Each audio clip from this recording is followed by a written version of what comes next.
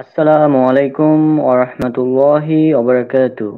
আশা করছি আল্লাহ সুবহানাহু ওয়া তাআলার রহমতে আপনারা সবাই অনেক অনেক ভালো আছেন।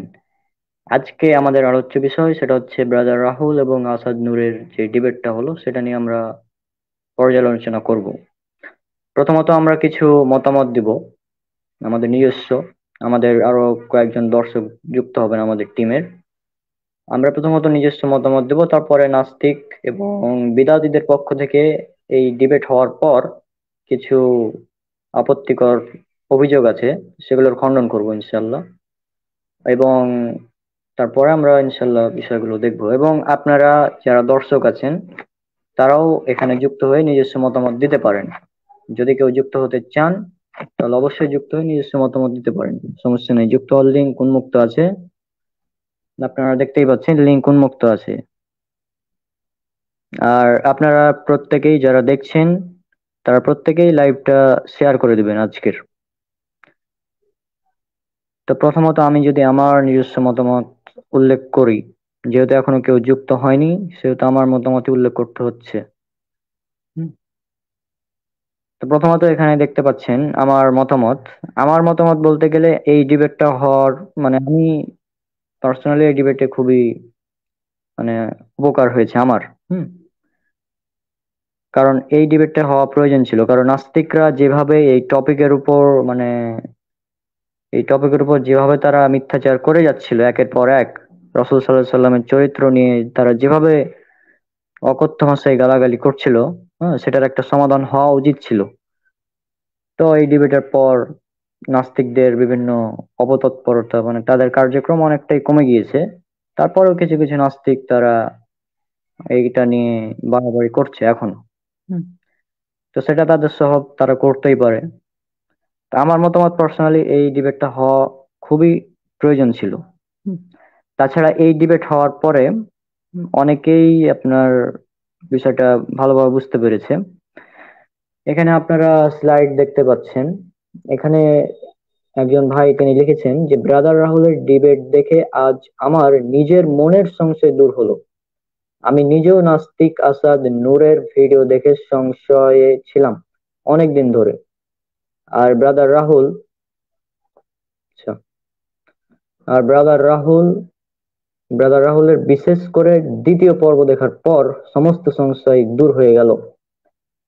সবচেয়ে ভালো লেগেছে সেই কথা, নাস্তিক আসাদ নূর দাবি করেছিল বাল্য বিবাহ করলে এই ক্ষতি সেই ক্ষতি হয়, কিন্তু ব্রাদার রাহুল চ্যালেঞ্জ করলেন বাল্য বিবাহ করলে যে ক্ষতি হয়, মানে আপনার কমেন্টটা দেখতেই পাচ্ছেন। হুম।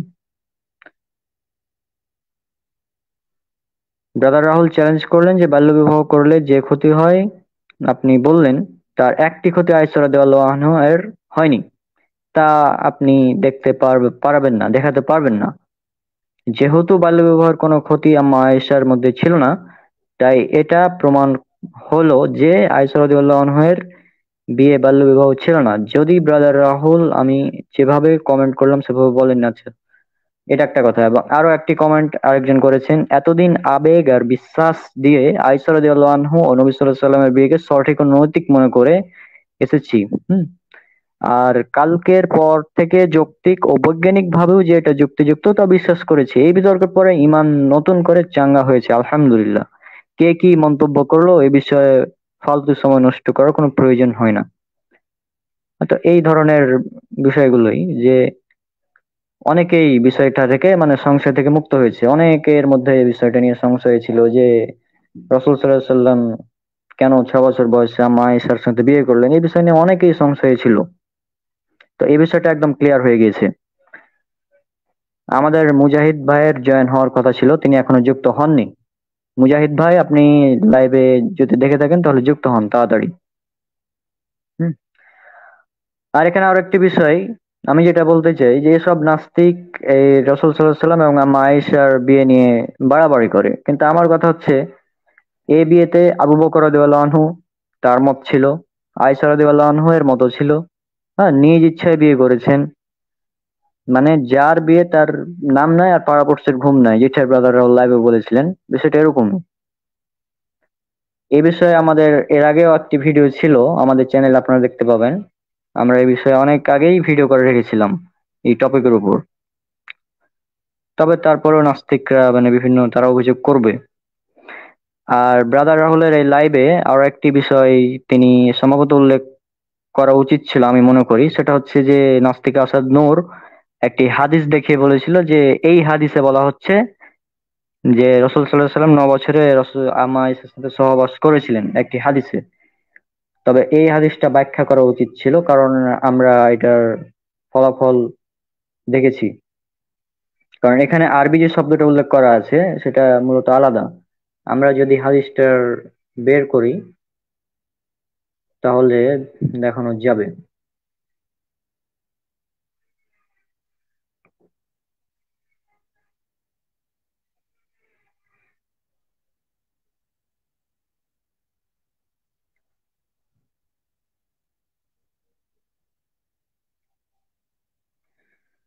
আহ, আচ্ছা,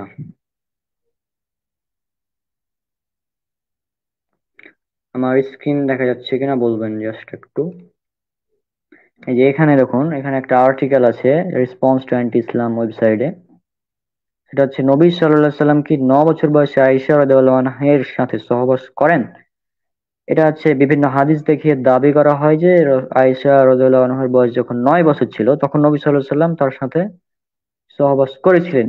এহেন দাবি করে ইসলামের শত্রুরা নবী করিম সাল্লাল্লাহু আলাইহি সাল্লামকে শিশুকামে বলার স্পর্ধা দেখায়, নাউজুবিল্লাহ। এই লেখাটিতে একটি ভাষাগত আলোচনার মাধ্যমে ভাষাগত আলোচনার মাধ্যমে পরীক্ষা নিরীক্ষা ও বিশ্লেষণ করা হবে যে উক্ত হাদিসগুলো আসলে এমন কিছু বলা হয়েছে নাকি অন্য কিছু বোঝানো হয়েছে। এই মর্মে যে হাদিসগুলো দেখানো হয় তার সবগুলোরই মূল রূপ কিছুটা এমন যে আয়েশা রাদিয়াল্লাহু আনহা থেকে বর্ণিত, তিনি বলেন আমার বয়স যখন 6 বছর বয়স তখন রাসূলুল্লাহ সাল্লাল্লাহু আলাইহি ওয়াসাল্লাম আমাকে বিয়ে করেন, এবং আমি যখন 9 বছর বয়সে ছিলাম তখন আমার সাথে সহবাস, যে অর্থ প্রচার করা হয় আর কি, সেটা করেন। কিন্তু বিভিন্ন বর্ণনাটির কিছু রেওয়ায়েত আয়েশা রাদিয়াল্লাহু আনহা তৃতীয় তৃতীয় ব্যক্তি থার্ড পারসন হিসেবে এসেছেন, এবং বচনভঙ্গি শব্দের ছোটখাটো পার্থক্যের বিবেচনায় এই হাদিসটির একাধিক ধরনের রেওয়ায়েত রয়েছে। আবার এই সংক্রান্ত হাদিসের ইংরেজি অনুবাদে কনসুমেন্ট শব্দটি দেখে অনেকে ধারণা করেন এখানে মূল আরবিতে সহবাসের কথা বলা হয়েছে। হাদিসটির যে সমস্ত রেওয়ায়েত দাবি করা হয় যে তিনি রাদিয়াল্লাহু আনহা সহবাসের কথা উল্লেখ করেছেন, সেসব রেওয়ায়েতে আহ, আল বায়া আল বানাউবি আল বানাউবি এবং আদ দুখুলুবি এই দুইটি কথা ব্যবহৃত হয়েছে। উল্লেখিত আল বানাউবি কথাটির অর্থ যে আল দুখুলুবি কথাটির অর্থ তাই। এই দুটি কথা একে অপরের সমর্থক। জামালউদ্দিন ইবনে জাওজি রাহিমাহুল্লাহ তার কাশফুল মুশকিল মিন হাদিসিস সহিহাইন গ্রন্থে লিখেছেন, একজন মহিলার সহিত আল বানাউবি হওয়া মানে হলো উক্ত মহিলার সহিত আদ-দুখুলুবি হওয়া। আর এই আল-দুখুলুবি কথাটি দুইটি অর্থ হয়, একটি হলো বিয়ে করে সহবাস করা, আর একটা হলো নির্জনে সাক্ষাৎ করা। ডক্টর আহমদ মুখতার আব্দুল হামিদ উমার তার অবদান মুজামুল লুগাতিল আরাবিয়াতিল মুয়াসিরাহতে লিখেছেন, স্বামী তার স্ত্রীর সহিত দুখুলুবি করলো বা আদ-দুখুল আলা করলো, সে তার স্ত্রীর সহিত নির্জনে সাক্ষাৎ করলো। প্রথম অর্থ তাকে বিয়ে করে তার সাথে সহবাস করলো, দ্বিতীয় অর্থ এটা। এর পূর্বেই স্পষ্ট হয়েছে যে আদ-দুখুলু বি এবং আল-বানাউ বি এই একই অর্থে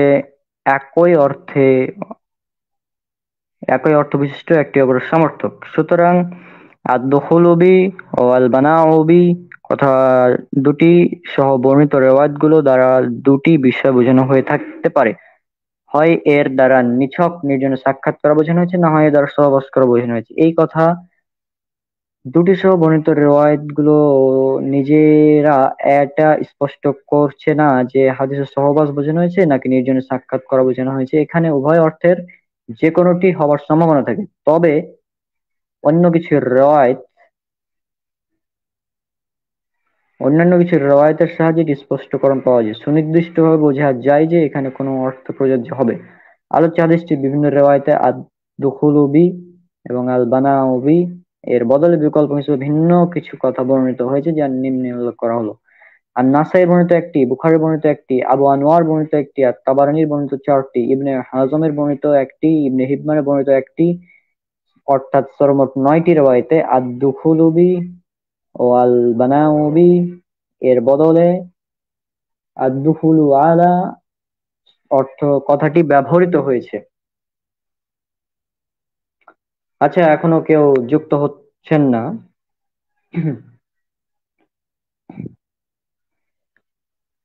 মানে আজীব।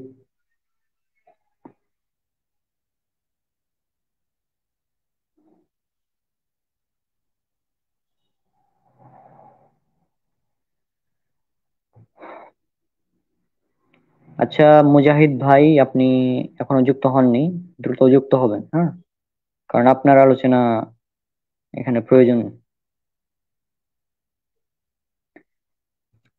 তো যাই হোক, আমি যেটা আলোচনা করছিলাম সেখানে আবার যাচ্ছি। তারা এখনো যুক্ত হয়নি, যুক্ত হলে তাদেরকে অ্যাড করব।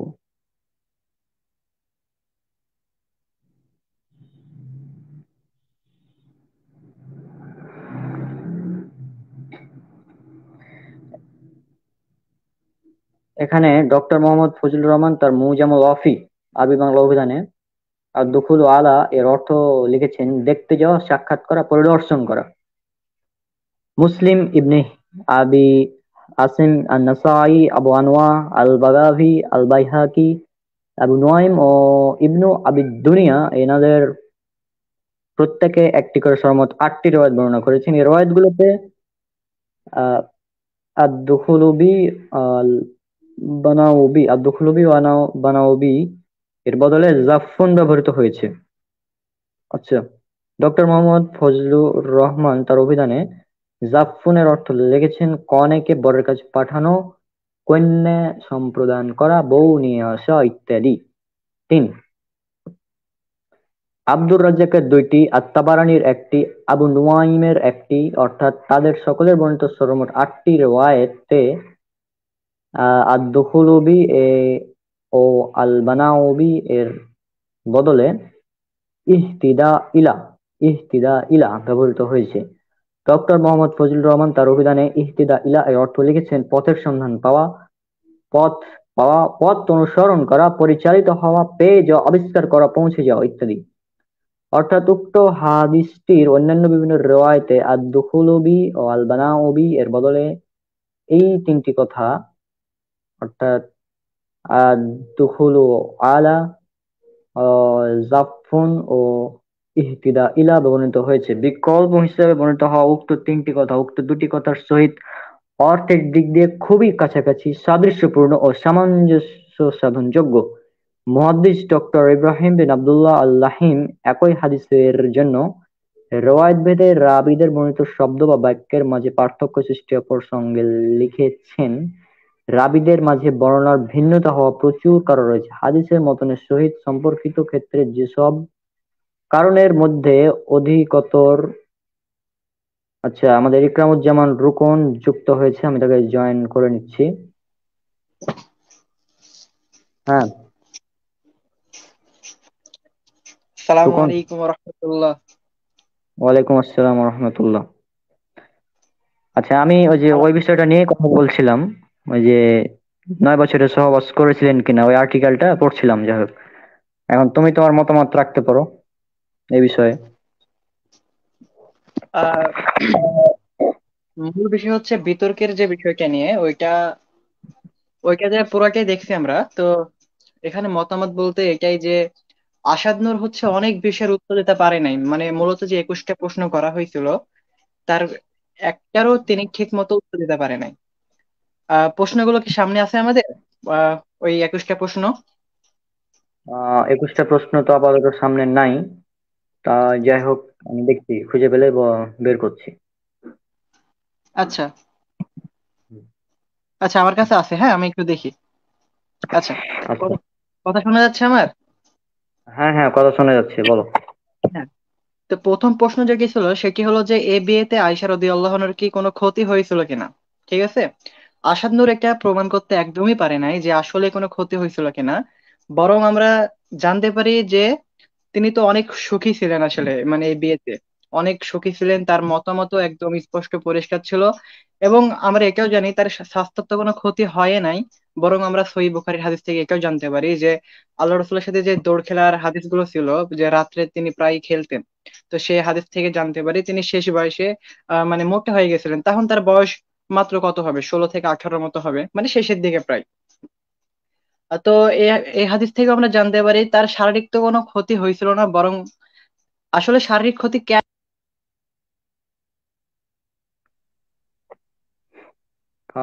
রুকন, তোমার সাউন্ড অফ হয়ে গেছে। এবার শোনা যাচ্ছে? হ্যাঁ, এবার শোনা যাচ্ছে। আচ্ছা। তো আমরা যেটা বলছিলাম সেটা হলো যে তিনি পরিপূর্ণ নারীতে রূপান্তরিত হয়েছিলেন, সুতরাং তিনি শিশু ছিলেন এই দাবি একদমই অযৌক্তিক। কারণ এটা প্রমাণ করতেও সে পারে নাই, একদমই প্রমাণ করতে পারে নাই। তো যেহেতু তিনি নারীতে রূপান্তরিত হয়ে গেছিলেন পরিপূর্ণ, যেগুলো মানে একটা নারী হওয়ার জন্য যথেষ্ট, তো এই কারণে তার শারীরিক তো কোনো ক্ষতি হয় নাই এবং তিনি বিয়েতে অনেক খুশি ছিলেন। সুতরাং এটা প্রথম প্রশ্নের উত্তর আসাদ নূর দিতে পারে নাই। দ্বিতীয় প্রশ্ন যে কি ছিল সেটি ছিল যে আপনি যদি এই সংজ্ঞার সাথে একমত না হন তাহলে আপনার নৈতিকতার সংজ্ঞা কি।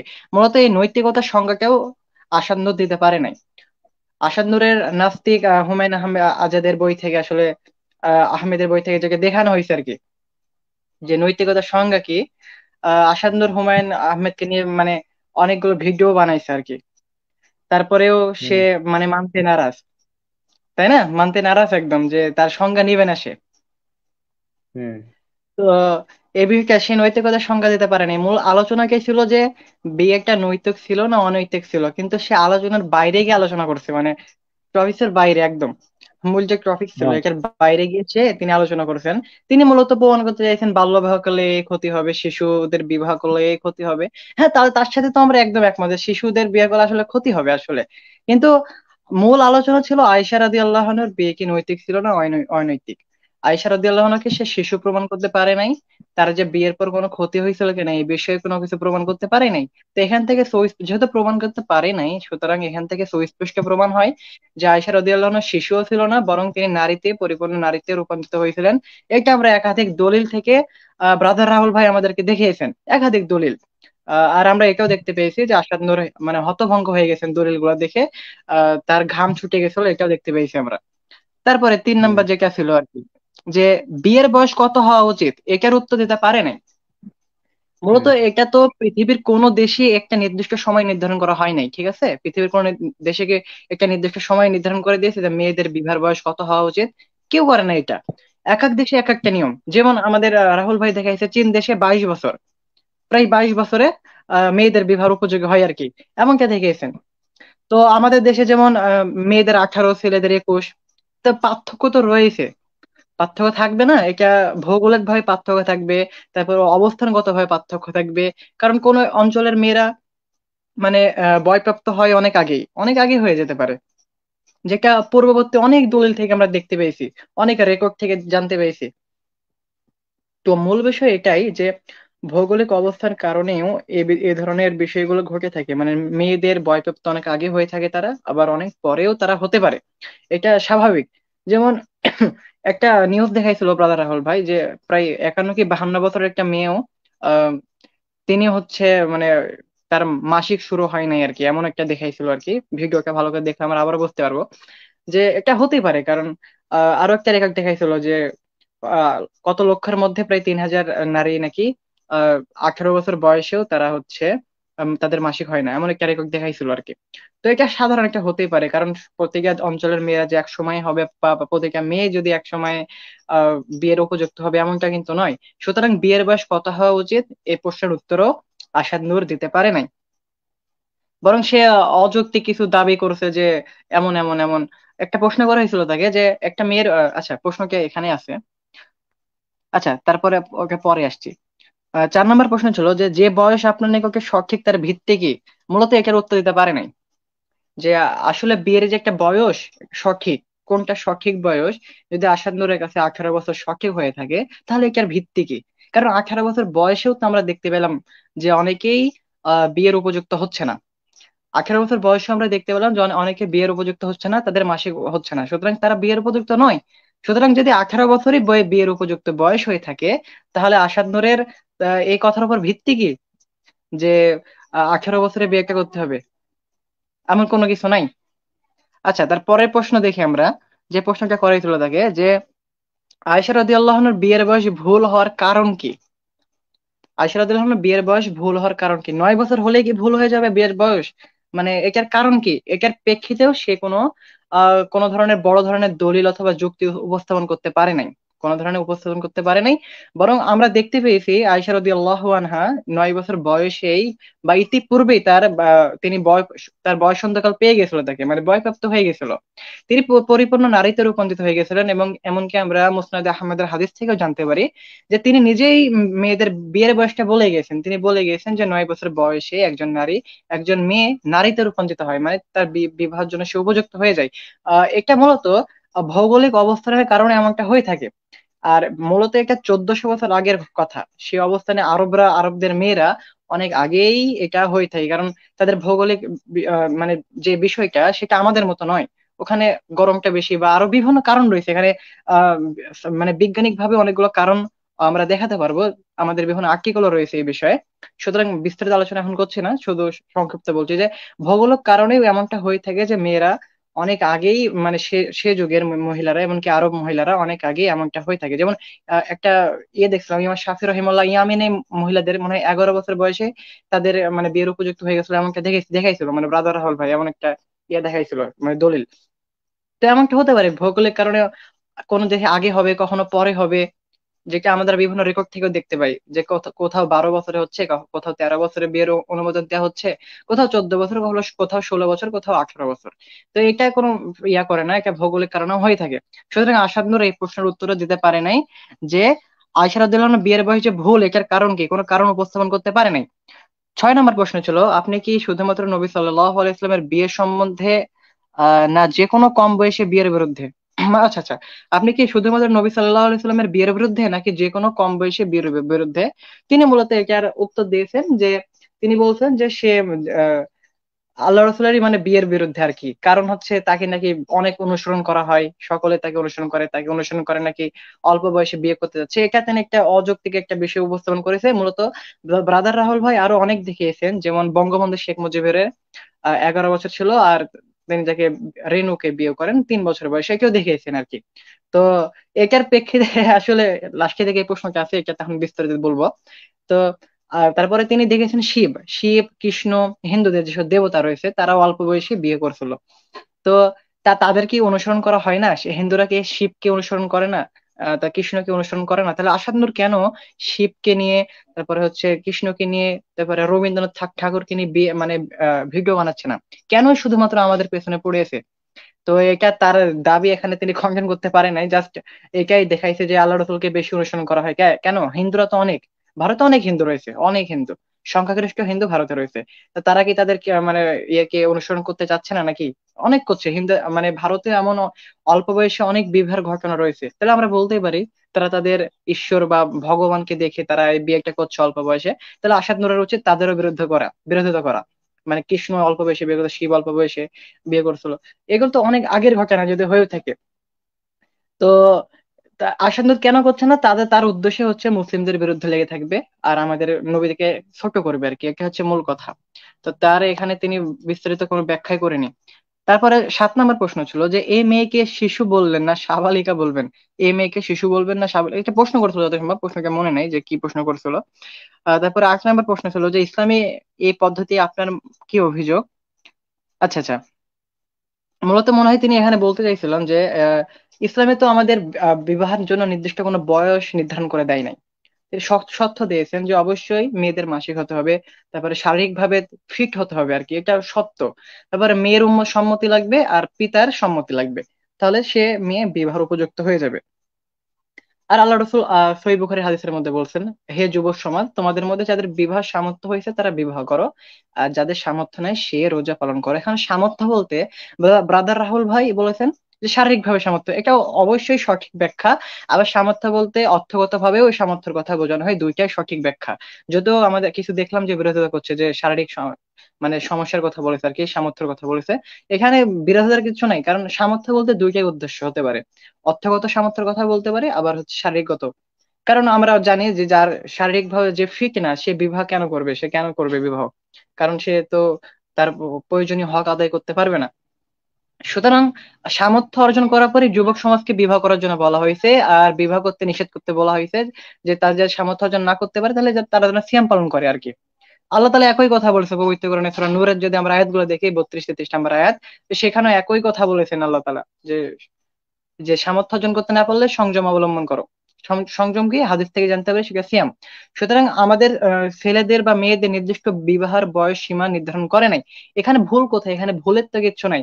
ইসলাম কত সুন্দর একটা মানে ব্যবস্থা করে দিয়েছে, এত সুন্দর একটা, যে অবশ্যই সে মেয়েকে বিবাহের উপযোগী হতে হবে, উপযোগী হতে হবে, ফিট হতে হবে বিবাহের জন্য। সে অল্প বয়স হোক আর বেশি বয়স, যদি সে একটা মেয়ে 12 বছরের হয়ে যায়, 13 বছরে হয়ে যায়, 14 বছরে হয়ে যায়, 15 বছর হয়ে যায়, সে ফিট একদম, তাকে বিয়ে দেওয়া যাবে, কোনো সমস্যা নেই এতে। কারণ তার শারীরিক কোনো সমস্যা হবে না, মানুষ দেখলেই বুঝতে পারবে, বা তার পিতা মাতা জানবে যে আসলে আমার মেয়েটা ফিট কিনা, আসলে ফিট কিনা এটা জানবে। তো এই বিষয়টা আহ এমনই বিষয় যে বিবাহের বয়স অল্পতে হয়ে যেতে পারে, বেশিতে হয়ে যেতে পারে। তো ইসলামিক এই ব্যবস্থা দিয়েছেন আমাদের, আলহামদুলিল্লাহ আমরা এখানে অনেক সন্তুষ্ট। এর বিরোধিতা করতে পারেনি আসাদ নূর, এটার উত্তর দিতে পারেনি কোনো, যে পদ্ধতিতে আপনার মানে মতামত কি, এই পদ্ধতিতে আপনার মতামত কি, এটা বলতে পারে, মানে কোনো সমস্যা আছে কিনা এটার উত্তর দিতে পারে নাই। তারপরে প্রশ্ন আরেকটা, যে একজন মেয়ে 18 বছর বয়সে, এই যে এটার উত্তর দিয়েছি, একজন মেয়ে 18 বছর বয়স কিন্তু শারীরিক সক্ষমতা নয়, আধুনিক আইনে তার বিয়ে বা সেক্স বৈধ না অবৈধ? আচ্ছা, প্রশ্ন করা হয়েছিল যে একজন মেয়ে হচ্ছে 18 বছরে আহ মাসিক হয় না আর কি, মানে বিবাহের উপযোগী না, এখন যদি তার বিয়ে হয় তাহলে সে, তার জন্য আধুনিক নিয়মে বিয়ে কি বৈধ, তার সেক্স কি বৈধ কিনা?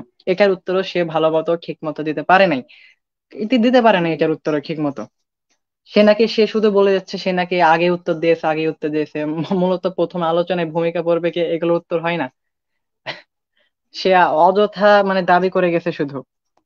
তারপরে প্রশ্ন করা হয়েছে, আচ্ছা, আয়েশা রাদিয়াল্লাহু আনহার মাসিক শুরু হয়নি সে সময়, এটার একটি প্রমাণ দিতে বলা হয়েছে, যে একটা প্রমাণ দিতে পারে নাই, একটা প্রমাণ দিতে পারে নাই, বরং এর বিপরীতে ব্রাদার রাহুল ভাই বিস্তারিত আলোচনা করেছেন, যে হ্যাঁ অবশ্যই এটা শুরু মানে তিনি বিবাহের উপযুক্ত হয়েছিলেন, ফিট হয়েছিলেন, মাসিকতে শুরু হয়েছিলেন ঠিক আছে, আর তারপরে বিবাহের জন্য ফিট পর্যন্ত হয়েছিলেন, মানে একদম পরিপূর্ণ তিনি বিবাহের জন্য উপযোগী হয়ে গেছিলেন, সহবাসের জন্য উপযোগী হয়ে গেছিলেন। এটা আমরা ইবনে মাজার হাদিস থেকে জানতে পারি, যে তার আম্মা আর কি, আয়েশা রাদিয়াল্লাহুর আম্মা তাকে বিবাহের জন্য, মানে আয়েশা রাদিয়াল্লাহু আনহা চিকন ছিল বা পাতলা ছিল আর কি, তখন তাকে বিবাহ মানে উপযুক্ত করার জন্য খেজুরের সাথে শসা মিশিয়ে, যেটা আহ হাদিস থেকে জানতে পারি, তাকে খাইছিল, এবং তারপরে তিনি পরিপূর্ণ মানে একদম ফিট হয়ে যায়, হাদিসে স্পষ্ট উল্লেখ আছে।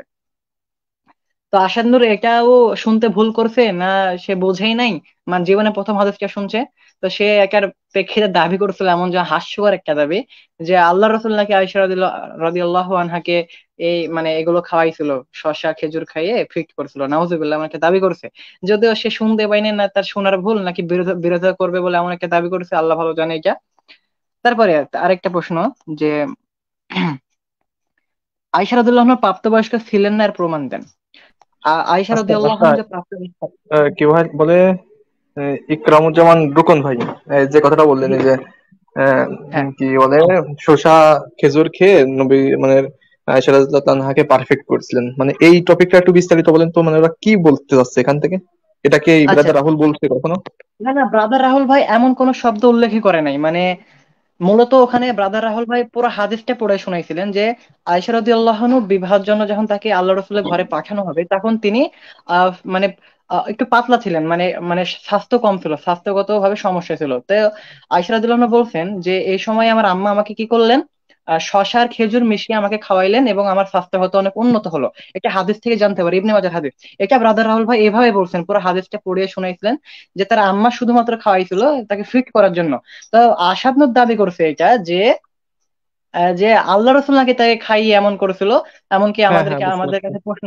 হ্যাঁ এই হ্যাঁ বিষয়টা হ্যাঁ, মানে এটা এই জন্য আবার নতুন করে উল্লেখ করতেছি, এই জন্য কিছু সংখ্যক লোক এটা নিয়ে দেখলাম থাম্বনেল বানিয়ে অনেক মানে হ্যাঁ হ্যাঁ, উল্টাপাল্টা পোস্ট করতেছে। ওগুলো বিষয়টা নাস্তিক অনেক নাস্তিক মানে আর রাগের হিন্দুদের বিষয় কাজ। একটা। হ্যাঁ হ্যাঁ হ্যাঁ, ওগুলো নাস্তিক আর হিন্দুরা এমনকি থাম বলবে না এগুলো প্রচার করছে, যেহেতু একটা একদম ভ্রান্ত একদম। আরেকটা হুম। এখানে বিষয় নিয়ে উল্লেখ করেছে যে মানে বাসরের একটা বিষয় নিয়ে উল্লেখ করেছিল, যেটা বিষয় মনে হয় রনক আলোচনা করেছিল প্রথমের দিকে, তারপর আমি সামান্য বলি। যে হাদিসের যে শব্দগুলো উল্লেখ রয়েছে সেগুলোর অর্থ বাসর করা। যে দু একটা শব্দ উল্লেখ রয়েছে, সেগুলোর অর্থই হচ্ছে বাসর করা। এখন বাসর করা মানে কি সহবাস করা? এমন কোনো কিছু উল্লেখ নাই। পৃথিবীর কোথাও বলে নাই যে বাসর করলে হচ্ছে সহবাস করতে হবে, এটা মানে সত্য নয়।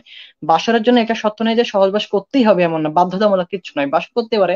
এমন তো অনেক হতে পারে যে বিবাহ হয়েছে, বাসরের দিন তাদের সহবাস হয় নাই, পরবর্তীতে হয়েছে, হতেই পারে এমন। এটা তো হতেই পারে, কোনো এখানে কোনো ইয়ে নেই, বাধ্যতামূলক কিছু আচ্ছা নেই, রনক এমনকি ভাই, ব্রাদার ভালো। এক মিনিট একটু বলি। রনক ভাই, কেউ হ্যাঁ কি যুক্ত হওয়ার চেষ্টা করতেছে নাকি শাখা নামে? রনক ভাই, রনক ভাই একটু দেখেন তো কেউ যুক্ত হওয়ার চেষ্টা করতেছে কিনা।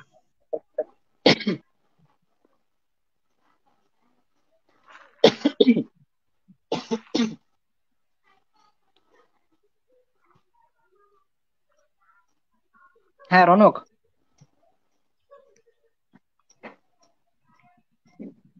আচ্ছা, আপনারা আলোচনা করেন ভাই, তারপর বলেন। আচ্ছা, এই যে এখানে মূলত উত্তরটা দেওয়া হয়েছে আর কি, স্পষ্ট ভাবে যেটা বলা হয়েছে আর কি। এই যে হ্যাঁ হ্যাঁ হ্যাঁ, দেখতে পাইছি। আরবি যে শব্দটা এখন উল্লেখ রয়েছে যে বেনাউবি আর হচ্ছে আহ খলুলুবি, এমন শব্দ উল্লেখ করেছে, যদিও দেখা যাচ্ছে না এখান থেকে স্পষ্ট। তো এই দুটো শব্দেরই অর্থ হচ্ছে, দুইটা অর্থ করা যায়, একটা হচ্ছে সহবাস করার অর্থ হতে পারে, আবার আরেকটা অর্থ বাসর করা, দুটো অর্থই হতে পারে। তো মূলত আসান্ন যেখান থেকে দেখাইছিল যে সহবাস করার কথা, যে 9 বছর বয়সে সহবাস করা হয়েছিল, এটা অনুবাদ দেখাইছিল, তিনি তো আরবি জানেন না, আসান্ন তো আরবি জানেন না। না, ওখানে উনি মূলত বলছেন এই আসাদুর, আসাদুর, এই যে আপনার ব্রাদার রাহুল যেটা বলছিলেন আর দুখুলু বি, এটার অর্থ তো হ্যাঁ আর হ্যাঁ দুখুলু প্রবেশ করা, প্রবেশ করা অর্থে, ঠিক আছে, সে সাক্ষাৎ করা হ্যাঁ, এই প্রবেশ করে, অর্থে। হ্যাঁ হ্যাঁ হ্যাঁ, সাক্ষাৎ করা, ওইটাই ওইটাই বাসর করার অর্থ হচ্ছে এমনটাও হতে পারে যে প্রবেশ করা বা সাক্ষাৎ করা। এটা বিবাহের জন্য মানে কোনো মেয়েকে কন্যাকে যদি ঘরে তো আনা হয়, একই সাথে থাকা হয় স্বামী স্ত্রী, তাহলে এই শব্দগুলো ব্যবহার করা হয়। তো দুইটা শব্দের অর্থ একই, মানে হাদিসের মধ্যে দুইটা শব্দই উল্লেখ উল্লেখ রয়েছে। তবে আমি যেটা দেখলাম আসাদ যে হাদিসটা দেখাইছিল, এখানে বালা উবি শব্দটা উল্লেখ ছিল মনে হয় যত সম্ভব। এই কারণে হয়তো বাধারাল ভাই তখন মানে বিষয়টা উল্লেখ, মানে তিনি ভুলে গেছিলেন হয়তো যে উত্তরটা দিতে। তো তিনি এখানে সহবাস করার বিষয় হচ্ছে এটা অনুবাদকের ভুল।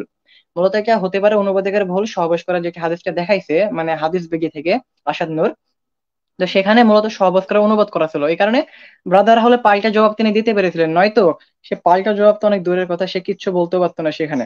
কারণ আরবি শব্দটার অর্থ হচ্ছে সাক্ষাৎ করা, প্রবেশ করা, একসাথে থাকা, এগুলো বোঝায়, এগুলো বোঝায়। তো এটার উত্তরও সে স্পষ্ট দিতে পারে নাই, মানে দিয়েছে যেটা সেটা মূলত অনুবাদের উপর ভিত্তি করে, তবে অনুবাদটা এখানে ভুল ভুল করছে, স্পষ্ট অনুবাদ এখানে ভুল করছে। কারণ অর্থ দুইটাই হতে পারে। আহ মূলত অনুবাদে হয়তো ভাবছে যে সহবাস করে অর্থ হতে পারে যে এটাই। তো এখানে না, যে 9 বছরের বয়সে বিবাহ হয়েছিল ঠিকই, একসাথে থাকা শুরু হয়েছিল, আমরা বলতে পারি 9 বছরের বয়সে একসাথে থাকা শুরু হয়েছিল। এখন আরেকটা কথা এখানে, যে তারা যদি সহবাস তখন করতো, যদি সহবাস হতো, তারপরে কি এখানে ভুল ছিল? কোনো না, কোনো ভুল ছিল না। কারণ আমরা জানতে পারি হাদিস থেকে স্পষ্ট যে আয়েশা রাদিয়াল্লাহু আনহা পরিপূর্ণভাবে তিনি প্রস্তুত তখন, একটা নারী হতে যেগুলো প্রয়োজন, তার কথা তার বক্তব্য থেকে সেগুলো প্রমাণিত হয়ে গেছে যে 9 বছর বয়সে একটা মেয়ে নারীতে রূপান্তরিত হয়ে যায়। আর আমরা জানতে পারি আয়েশা রাদিয়াল্লাহু আনহার যে মাসিক হয়েছিল, বয়সন্ধিকাল 6 বছর বয়সে হয়ে গেছিল, এটা প্রমাণ করেছে ব্রাদার রাহুল ভাই, যে 6 বছর বয়সে তার মাথার চুলগুলো পড়ে যাচ্ছিল, মূলত এটা বয়সন্ধিকালের একটা প্রভাব, যে 6 বছর বয়সন্ধিকাল শুরু হলে আহ চুল পড়ে যায়, এটা একটা রোগ টাইপের, মানে সামান্য একটা রোগ, বড় ধরনের রোগ নয়। সুতরাং আমরা জানতে পারি 6 বছর বয়সেই আয়েশা রাদিয়াল্লাহু আনহার বয়সন্ধিকাল শুরু হয়ে গেছিল, এমনকি তার মাসিক হয়েছিল, এবং এমনকি 9 বছর বয়সে তিনি বিবাহের জন্য একদম পরিপূর্ণভাবে প্রস্তুত। শুধু মাসিক হয় যে সত্য এমনটা নয়, বরং তাকে মানে শারীরিকভাবে ফিট হতে হবে, এটা ব্রাদার রাহুল ভাই উল্লেখ করেছে, তাকে শারীরিকভাবে ফিট হতে হবে। এর জবাবটাও দিয়েছেন আহ ব্রাদার রাহুল ভাই দিয়েছেন, যে শারীরিকভাবে অবশ্যই তিনি ফিট ছিলেন, ওই যে খেজুর শশার ওই হাদিসটা থেকে, আরো অনেক হাদিস থেকে মনে হয় তিনি প্রমাণ করেছেন তখন। তো এই উত্তরটাও তিনি স্পষ্টভাবে দিতে পারেনি তখন। আচ্ছা, আচ্ছা, আরেকটা দাবি। আরেকটা, হ্যাঁ হ্যাঁ, হ্যাঁ, আরেকটা দাবি ছিল এমন আরেক, যে, আচ্ছা কথা আমার আচ্ছা, ডবল বাস না। আপনার আপনার নেটের প্রবলেমের কারণে মনে হচ্ছে, নেটের একটু সমস্যা আছে। আচ্ছা আচ্ছা আচ্ছা। আরেকটা দাবি করেছিল এমন যে আয়েশা রাদিয়াল্লাহু আনহার এই বিয়েতে সম্মত ছিল কিনা, প্রশ্ন করেছিল যে সম্মত ছিল কিনা, সম্মত ছিল কিনা আর কি, মানে তিনি এখানে অনুমতি দিয়েছিলেন কিনা। তো ব্রাদার আলভা এটার উত্তর দিয়েছেন, যদিও বারবার একই প্রশ্ন করছিলেন আসন্ন, বারবার একই প্রশ্ন করছিলেন যে তার সম্মত ছিল কিনা, দেখান দেখান প্রমাণ দেখান। ব্রাদার ভাই দেখাইছিল, ভাই রাহুল ভাই দেখাইছিল আগেই, প্রথম আলোচনায় দেখাইছিল, হয়তো সে খেয়াল করে নাই, বা এতগুলো দলিল দেখে তার মাথা মানে ঘুরে গেছে আর কি, সে কিছু বোঝাই না যে কি বলছে আর কি করছে, সে নিজেও জানতো না যে কি বলছে আর কি করছে, কারণ অনেক প্রশ্ন করেছে পরবর্তীতে যেগুলোর উত্তর অনেক আগে ব্রাদার রাহুল ভাই দিয়ে গেছে, আর উল্টো পাল্টা বকছিল শেষের দিকে। তো সম্মতি অবশ্যই ছিল, কারণ আয়সা রাদিয়াল্লাহু বয়স যখন 17 থেকে 18 বা শেষের দিকে প্রায়, মানে যে বলতে পারি মানে আল্লাহ রসুলের বয়স মৃত্যুর আগে, মানে তিনি যখন জিজ্ঞেস করেছিলেন তোমার বিয়েতে সম্মতি ছিল কিনা, বা তালাকের যে একটা বিষয় নিয়ে অনুমতি চাইছিল আর কি, যে তুমি চাইলে তোমার পিতা মাতার সাথে আলোচনা করে আহ তালাক মানে ইয়া করতে পারতো বা ইয়া করতে পারো, তুমি বিবাহকে ক্যান্সেল করতে পারো, এমন একটা হাদিস দেখাইছিল, সহিহ হাদিস। তো আয়েশা রাদিয়াল্লাহু আনহা বলছিল যে মানে আমি, আপনি যা বলবেন বা আল্লাহ যা বলবেন আমি তার প্রতি সন্তুষ্ট, মানে আল্লাহ এবং আপনার সিদ্ধান্ত চূড়ান্ত, এমন একটা কথা বলছিল শেষের দিকে। তো এ থেকে স্পষ্ট বোঝা যায় যে আয়েশা রাদিয়াল্লাহু আনহার অবশ্যই বিয়েতে সম্মতি ছিল। যদি সম্মতি নাই থাকতো তাহলে 9 থেকে 10 বছর যে পার হয়ে গেল বিবাহের পরে, তাহলে কেন তিনি একদিনও বললেন না যে আমার বিবাহতে সম্মতি ছিল না, আমাকে তালাক দেন।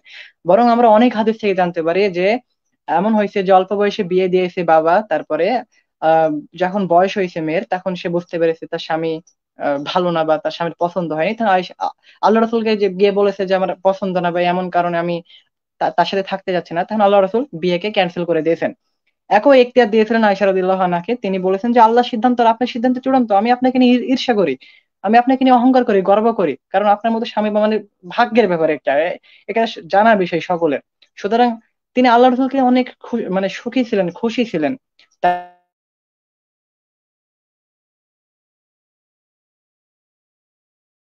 তাকে ইখতিয়ার দেওয়া হয়েছিল যে তুমি চাইলেই মানে মানে তালাক দিতে পারো বা এমন একটা ইয়ে করতে পারো। তো এখান থেকে বোঝা যায় অবশ্যই তার সম্মতি ছিল, যদিও এটার আসাদ নূরের পাল্টা কোনো জবাব দিতে পারে নাই, কোনো জবাব দিতে পারে নাই। যাক আলহামদুলিল্লাহ। তারপরে আর প্রশ্ন, আচ্ছা, মৃত্যুর পর্যন্ত আয়েশা রাদিয়াল্লাহু আনহা যে মানে খুশি ছিল না, আর একটা প্রমাণ দেন, এটা প্রমাণ দিতে পারে নাই, বরং এর এর বিপরীতে একাধিক প্রমাণ দেখেছেন রাহুল ভাই, যে অবশ্যই খুশি ছিলেন তিনি। তিনি যে এত হাদিস বর্ণনাকারী, প্রায় 2210টি হাদিস বর্ণনাকারী আয়েশা রাদিয়াল্লাহু আনহা, একটা হাদিসও তিনি বলে গেলেন না যে আমি খুশি ছিলাম না, এরকম একটা কথা উল্লেখ করে নাই। বরং এর বিপরীতে অনেক হাদিস রয়েছে যে তিনি বলেছেন আমি আপনাকে নিয়ে ঈর্ষা করি, আপনাকে নিয়ে গর্ব করি, মানে এমন অনেক। তাদের বৈবাহিক জীবনটা যে যাই দেখবে, যে সিরাত গ্রন্থগুলো পড়বে আল্লাহ রসুলের উপর, এমনি দেখতে পারবে তারা কত খুশি ছিলেন। মানে আয়েশা রাদিয়াল্লাহু আনহা যে হাড় খেতেন, যে অংশ থেকে হাড়ের অংশ থেকে খেতেন, আর আল্লাহ রসুল একই জায়গায় মুখ লাগিয়ে খেতেন, যে গ্লাসে পান মানে পানি পান করতেন একই জায়গায় মুখ লাগিয়ে খেতেন। এগুলো তাদের মধ্যে ভালোবাসার মানে একটা আহ, বহিঃপ্রকাশ দেখা গিয়েছিল, মানে এত সুন্দর একটা তাদের জীবনে কি ছিল, আমরা পড়লেই বুঝতে পারবো। আশাদ নূর তো জীবনে পড়েও নাই মনে হয় এগুলো, জীবনে পড়ে নাই, জীবনে পড়তো, যদি পড়তো তাহলে সে এগুলো মানে অভিযোগ করতেও পারতো না। সে শুধুমাত্র শুধু ছোট ছোট বলে যাচ্ছে, সেটা ছোট প্রমাণ করতে পারেই নাই, বা মানে বাচ্চা প্রমাণ করতে পারেই নাই, বরং সে নিজে এখানে ধরা খাইছে। সে মূলত আলোচনা করতে আসছিল বাল্য বিবাহ নিয়ে, যে বাল্য বিবাহ করলে এই ক্ষতি এই ক্ষতি এই ক্ষতি। আয়েশা রাদিয়াল্লাহু আনহা যে বাল্য বিবাহ হয়েছিল, এটা সে প্রমাণ করতে পারে নাই, সে অন্য টপিক আলোচনা করে আলোচনা শেষ করে দিয়েছে। যাই হোক, তারপরে প্রশ্ন ছিল যে 1400 বছর আগের একটি প্রমাণ উপস্থাপন করুন যে 9 বছর বয়সে মাসিক হতো না মেয়েদের, এমন একটা প্রমাণ উপস্থাপন প্রশ্নটা অনেক গুরুত্বপূর্ণ, যে 1400 বছর আগের একটা প্রমাণ পেশ করুন যে 9 বছর বয়সে মেয়েদের মাসিক হতো না। মূলত এখানে আমরা একটা জিনিস লক্ষ্য করলে বুঝতে পারবো, শুধু যে 1400 বছর আগেই মুসলমানরা ছিল এমনটা নয়, শুধু যে মুসলমানরা ছিল এমনটা নয়, তখন কাফির মুশরিক অনেকেই ছিল। তারা কি লেখাপড়া জানতো না? হ্যাঁ, লেখাপড়া তারাও জানতো, তারাও কি কিতাব রচনা করে যায় নাই? হ্যাঁ, লিখে গেছে, অনেক কাফিরের কিতাব লিখে গেছে, আমরা খুঁজলে পাবো সেগুলো। তো তারা কেন তাদের কিতাব উল্লেখ করলো না যে আল্লাহ রসুল শিশু কামি ছিল, এই ছিল এই ছিল, 9 বছরের বেশি বিয়ে করলো এই করলো, এমনকি তারা তো লিখে যায় নাই। মূলত 1000 বছর বা তার অধিক মানে অধিক সময় ধরে এই অভিযোগ করেই নাই কেউ যে আল্লাহ রসুল ছোট বাচ্চাকে বিয়ে করছিল বা শিশু কামি ছিল বা এমন ছিল, এমন কোনো অভিযোগ করেই নাই। এমন একটা অভিযোগে তারা দেখাতে পারবে না। বরং এগুলো কিছু মূর্খ নাস্তিকদের কাম, যারা এই কিছুতে মানে কিছুদিন হলো যাদের আবির্ভাব ঘটছে আর কি, হয়তো 200-300 বছরের মধ্যে থেকে এই প্রশ্নগুলো বেশি, মানে তা না 200-300 বললে ভুল হবে, 1 বছরে 100 বছরের মধ্যে যত সম্ভব এই অভিযোগগুলো বেশি উঠছে আর কি। তো এটার প্রমাণ পেশ করতে পারে নাই যে 1400 বছর আগে মেয়েদের মাসিক হতো, এমন কোনো প্রমাণ পেশ করতে পারে নাই, বরং এর বিপরীতে ব্রাদার রাহুল ভাই দেখাইছেন 1400 বছর আগেও তিনি যান নাই। মাত্র তিনি প্রায় 1800 শতাব্দীর বই দেখালেন, সেখান থেকে প্রমাণ করছেন। তার ইতিপূর্বে বই থেকে প্রমাণ করা যায় যে হ্যাঁ, অবশ্যই হতো, কারণ ভৌগোলিক অবস্থান ভেদে নারীদের মাসিকের পরিবর্তন হতে পারে। কারো অল্প বয়সে 9 বছর হতে পারে, কারো 11 বছর হতে পারে, কারো 10 বছর হতে পারে, কারো 12 বছরে, কারো 14 বছরে, কারো 18 বছর হতে পারে, আবার কারো 50 বছর হয়ে গেছে মাসিক হয় না, এমনও উদাহরণ দেখাইছেন তিনি। সুতরাং তার তার দলিলগুলো তো শেষ এখানে, আসাদ নূরের দলিলগুলো মানে যুক্তিগুলো উপস্থাপনগুলো এখানে শেষ। কারণ যে দলিলগুলো ব্রাদার রাহুল ভাই দেখেছিলেন, প্রত্যেকের দলিল সলিড, মানে আঙুল তোলার কোনো অপশন নাই যে এই দলিলটা ভুল বলছেন, এটা ভুল বলছেন। মূলত আসান্দর এখানে হাস্যকর কিছু কাহিনী ঘটাইছেন। ওগুলো বলি, যে তুমি বলে সম্বোধন করা, যে বারবার তুমি বলে সম্বোধন করছিলেন। তিনি আলোচনা আটকানোর জন্য মূলত এমন ভাবে তাকে বলছিলেন যে তুমি বলে সম্বোধন করছে, এমন এমন মানে আলোচনা আটকানোর জন্য। আবার হলো সনদ চাচ্ছিল যে এই একটা সনদ দেখান, এটা সহি কে বলছে, এমন এগুলো হাস্যকর। সে সনদ আর কি বোঝে? তাকে সনদ দিলে সে কি সনদ বুঝবে? তাকে সনদ দিলে কি সে কি বুঝবে? জীবনে বুঝবে না সে। কথা বাজছে মনে হয় নাকি আমার? না, ঠিক আছে তো। ডবল বাড়ি খাচ্ছে মনে হয় কথা। হ্যাঁ, এখানে তো ঠিকই আছে। কি জানি, আমি 2 বার শুনলাম। হ্যাঁ, ইকরামুজ্জামান ভাই আপনার কথা একটু বাড়ি খাচ্ছে। আচ্ছা, রনক ঠিক করা যাবে না? আপনি একটু রিমুভ করেন, রিমুভ করে আবার অন করেন। তাইলে হবে হয়তো, মানে আবার বের হয়ে ঢুকো তাহলে হবে। হ্যাঁ, এই যে স্লাইড দেখতে পাচ্ছেন তো এখানে নাকি? ওই যে সে মারিয়া না, আপনি কোথায় পাইছেন?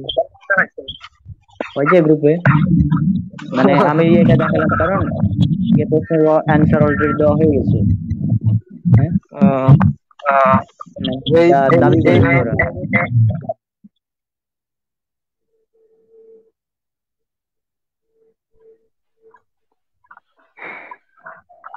লাইভটা আজীব তো। হওয়ার আগে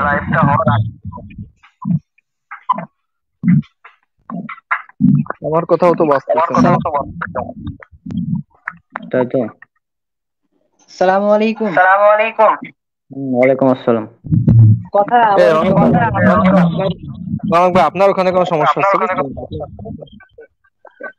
রনক, আমার তোমার এখানে মাইক মনে হয় বন্ধ ছিল, সমস্যা। তখন ঠিক ছিল। রনক ভাইয়ের সমস্যার কারণে এটা হচ্ছে। ঠিক করো রনক, ঠিক করো। এভাবে হ্যাঁ, কথা এবার ঠিক আলোচনা আছে। করতে পারবো না। এই যে ঠিক হয়েছে? জারিফ ভাই ছিল না ভাই, যে মারিয়ার, ঠিক হয় না এখনো, বাচ্চা এখনো। আচ্ছা, আমি রনক ভাই বের হয়ে আবার আসছি। তোমরা আচ্ছা আলোচনা করতে থাকো, বের হয়ে আসছি। আচ্ছা, ঠিক আছে। তো যে বিষয়ে আলোচনা করছিলাম সেটা হচ্ছে যে উম, আচ্ছা, ওইটা আবার বের করি প্রশ্নগুলো।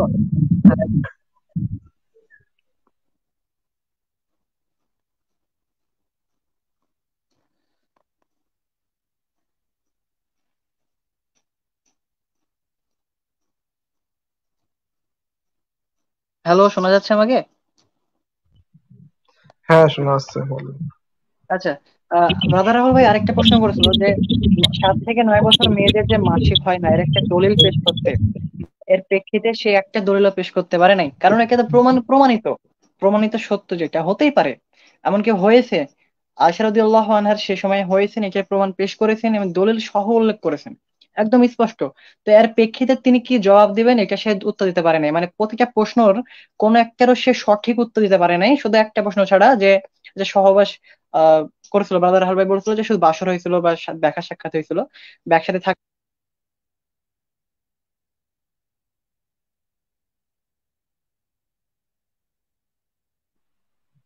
হ্যালো,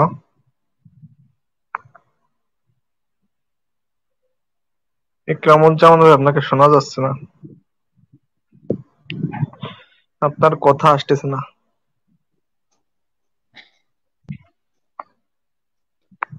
কি হ্যাঁ, একটা শুনতে পারছেন? মুসিবত! যে আপনাকে শুনতে পাচ্ছি, আপনি শুনতে পাচ্ছেন? হ্যাঁ, এবার শোনা যাচ্ছে।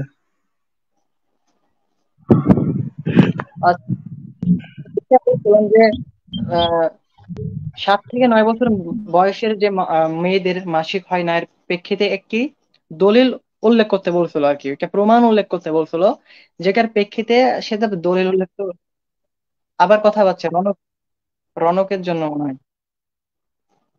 হঠাৎ কি সমস্যা হলো আমি বুঝছি না, তখন তো ঠিক চলছিল। হ্যাঁ, এবার ঠিক আছে তো? শোনা যাচ্ছে এবার? আচ্ছা, হ্যাঁ, এবার হ্যাঁ, ঠিক শোনা আছে কি? যাচ্ছে। আমি আমি ডবল শুনছি আমার কথা। এই তা আমি ডবল তো এখানে বাজলে ঠিক। কথা বলা যাবে না। আচ্ছা রিজল ভাই, আমার আচ্ছা, কথা কি এখন কাটতে যাচ্ছে না ঠিক আছে হ্যাঁ, নাকি? আপনাদের সবার কথাই আমার কাছে ক্লিয়ার আসতেছে এখন।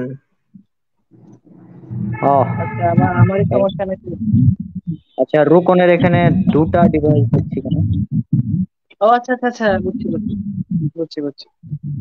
ওই জন্য ডাবল ডাবল আম- বাজছে, দুটা এখানে দেখছি। আপনার তো আচ্ছা, তো দুটো দুটো দেখাচ্ছে মনে হয়। আচ্ছা এখন ঠিক আছে। হ্যালো। এখন ঠিক আছে না? হ্যাঁ মনে হয় ঠিক না, আছে, এখন। এবার শোনা যাচ্ছে আমার কথা? হ্যাঁ, হ্যাঁ, ঠিক হ্যাঁ আছে। হ্যাঁ শোনো। আচ্ছা আচ্ছা, এবার কি ঠিক আছে মনে হয়। আচ্ছা, তো যেটা বলছিলাম যে আচ্ছা, তাকে লাইভটা প্রশ্ন করা লাইভটা হয়েছিল। কয়টা পর্যন্ত করবেন? হ্যালো, এই শোনা যাচ্ছে? কিছু, হ্যাঁ, 4 দিন যুক্ত হবে কিছুক্ষণ পর, এটা তো আমি শেষ করে দেবো। আচ্ছা, আমাকে কি শোনা আচ্ছা ভাই, যাচ্ছে? তাহলে আমি আমি আমি কিছুক্ষণ পরে আসতেছি, বুঝছেন? একটু সে খাওয়া দাওয়া করিনি হ্যাঁ হ্যাঁ এখনো। শোনো। পরে হ্যাঁ আসতেছি। আচ্ছা, রনক, আমাকে কি শোনা যাচ্ছে? হ্যাঁ হ্যাঁ, শোনা যাচ্ছে, বলো। আচ্ছা ঠিক আছে। তো যেটা বলছিলাম যে ব্রাদার রাহাবা একটা প্রশ্ন করেছিল যে 7 থেকে 9 বছর মেয়েদের যে মাসিক হয় না, তো এটার প্রেক্ষিতে একটা দলিল উল্লেখ করতে, যদি সে উল্লেখ করতে পারে নাই, বরং এটা তিনি পাল্টা প্রশ্ন করছিলেন এটা যে মাসিক হলে কি মেয়েরা বিবাহ উপযুক্ত হয় কিনা, কারণ মাসিক হওয়ার পরেও তো বিবাহ। আবার সাউন্ড অফ হয়ে গেল তোমার।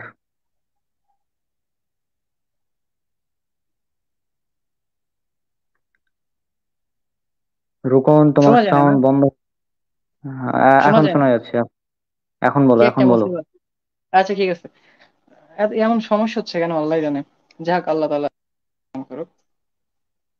তো যেটা বলছিলাম যে তিনি পাল্টা একটা প্রশ্ন করেছিলেন এটার প্রেক্ষিতে যে মাসিক হলে কি মেয়েরা বিবাহ উপযুক্ত হয়ে যায় কিনা, কারণ মাসিক হওয়ার পরেও অনেক তিনি প্রমাণ দেখাইছেন যে সেখানে অনেক মেয়েদের সমস্যা হয়েছে আর কি, ইত্যাদি ইত্যাদি। তো রাহুল ভাই এভাবে উল্লেখ করেছিলেন, তিনি আগেও যদিও জবাবটা দিয়েছিলেন প্রথম পর্বে, আসাদ নূর খেয়াল করেন ওইটা, যে মাসিক হওয়াই শুধু সত্য নয়, বরং মাসিক হওয়ার পর মেয়েকে পরিপূর্ণভাবে ফিট হতে হবে আর কি বিবাহের জন্য, পরিপূর্ণ ফিট। যেটা হাদিস থেকে দেখাইছিলেন যে আয়েশা রাদিয়াল্লাহু আনহা পরিপূর্ণ ফিট হয়ে গেছিলেন সেই মুহূর্তে, একদম পরিপূর্ণ ফিট।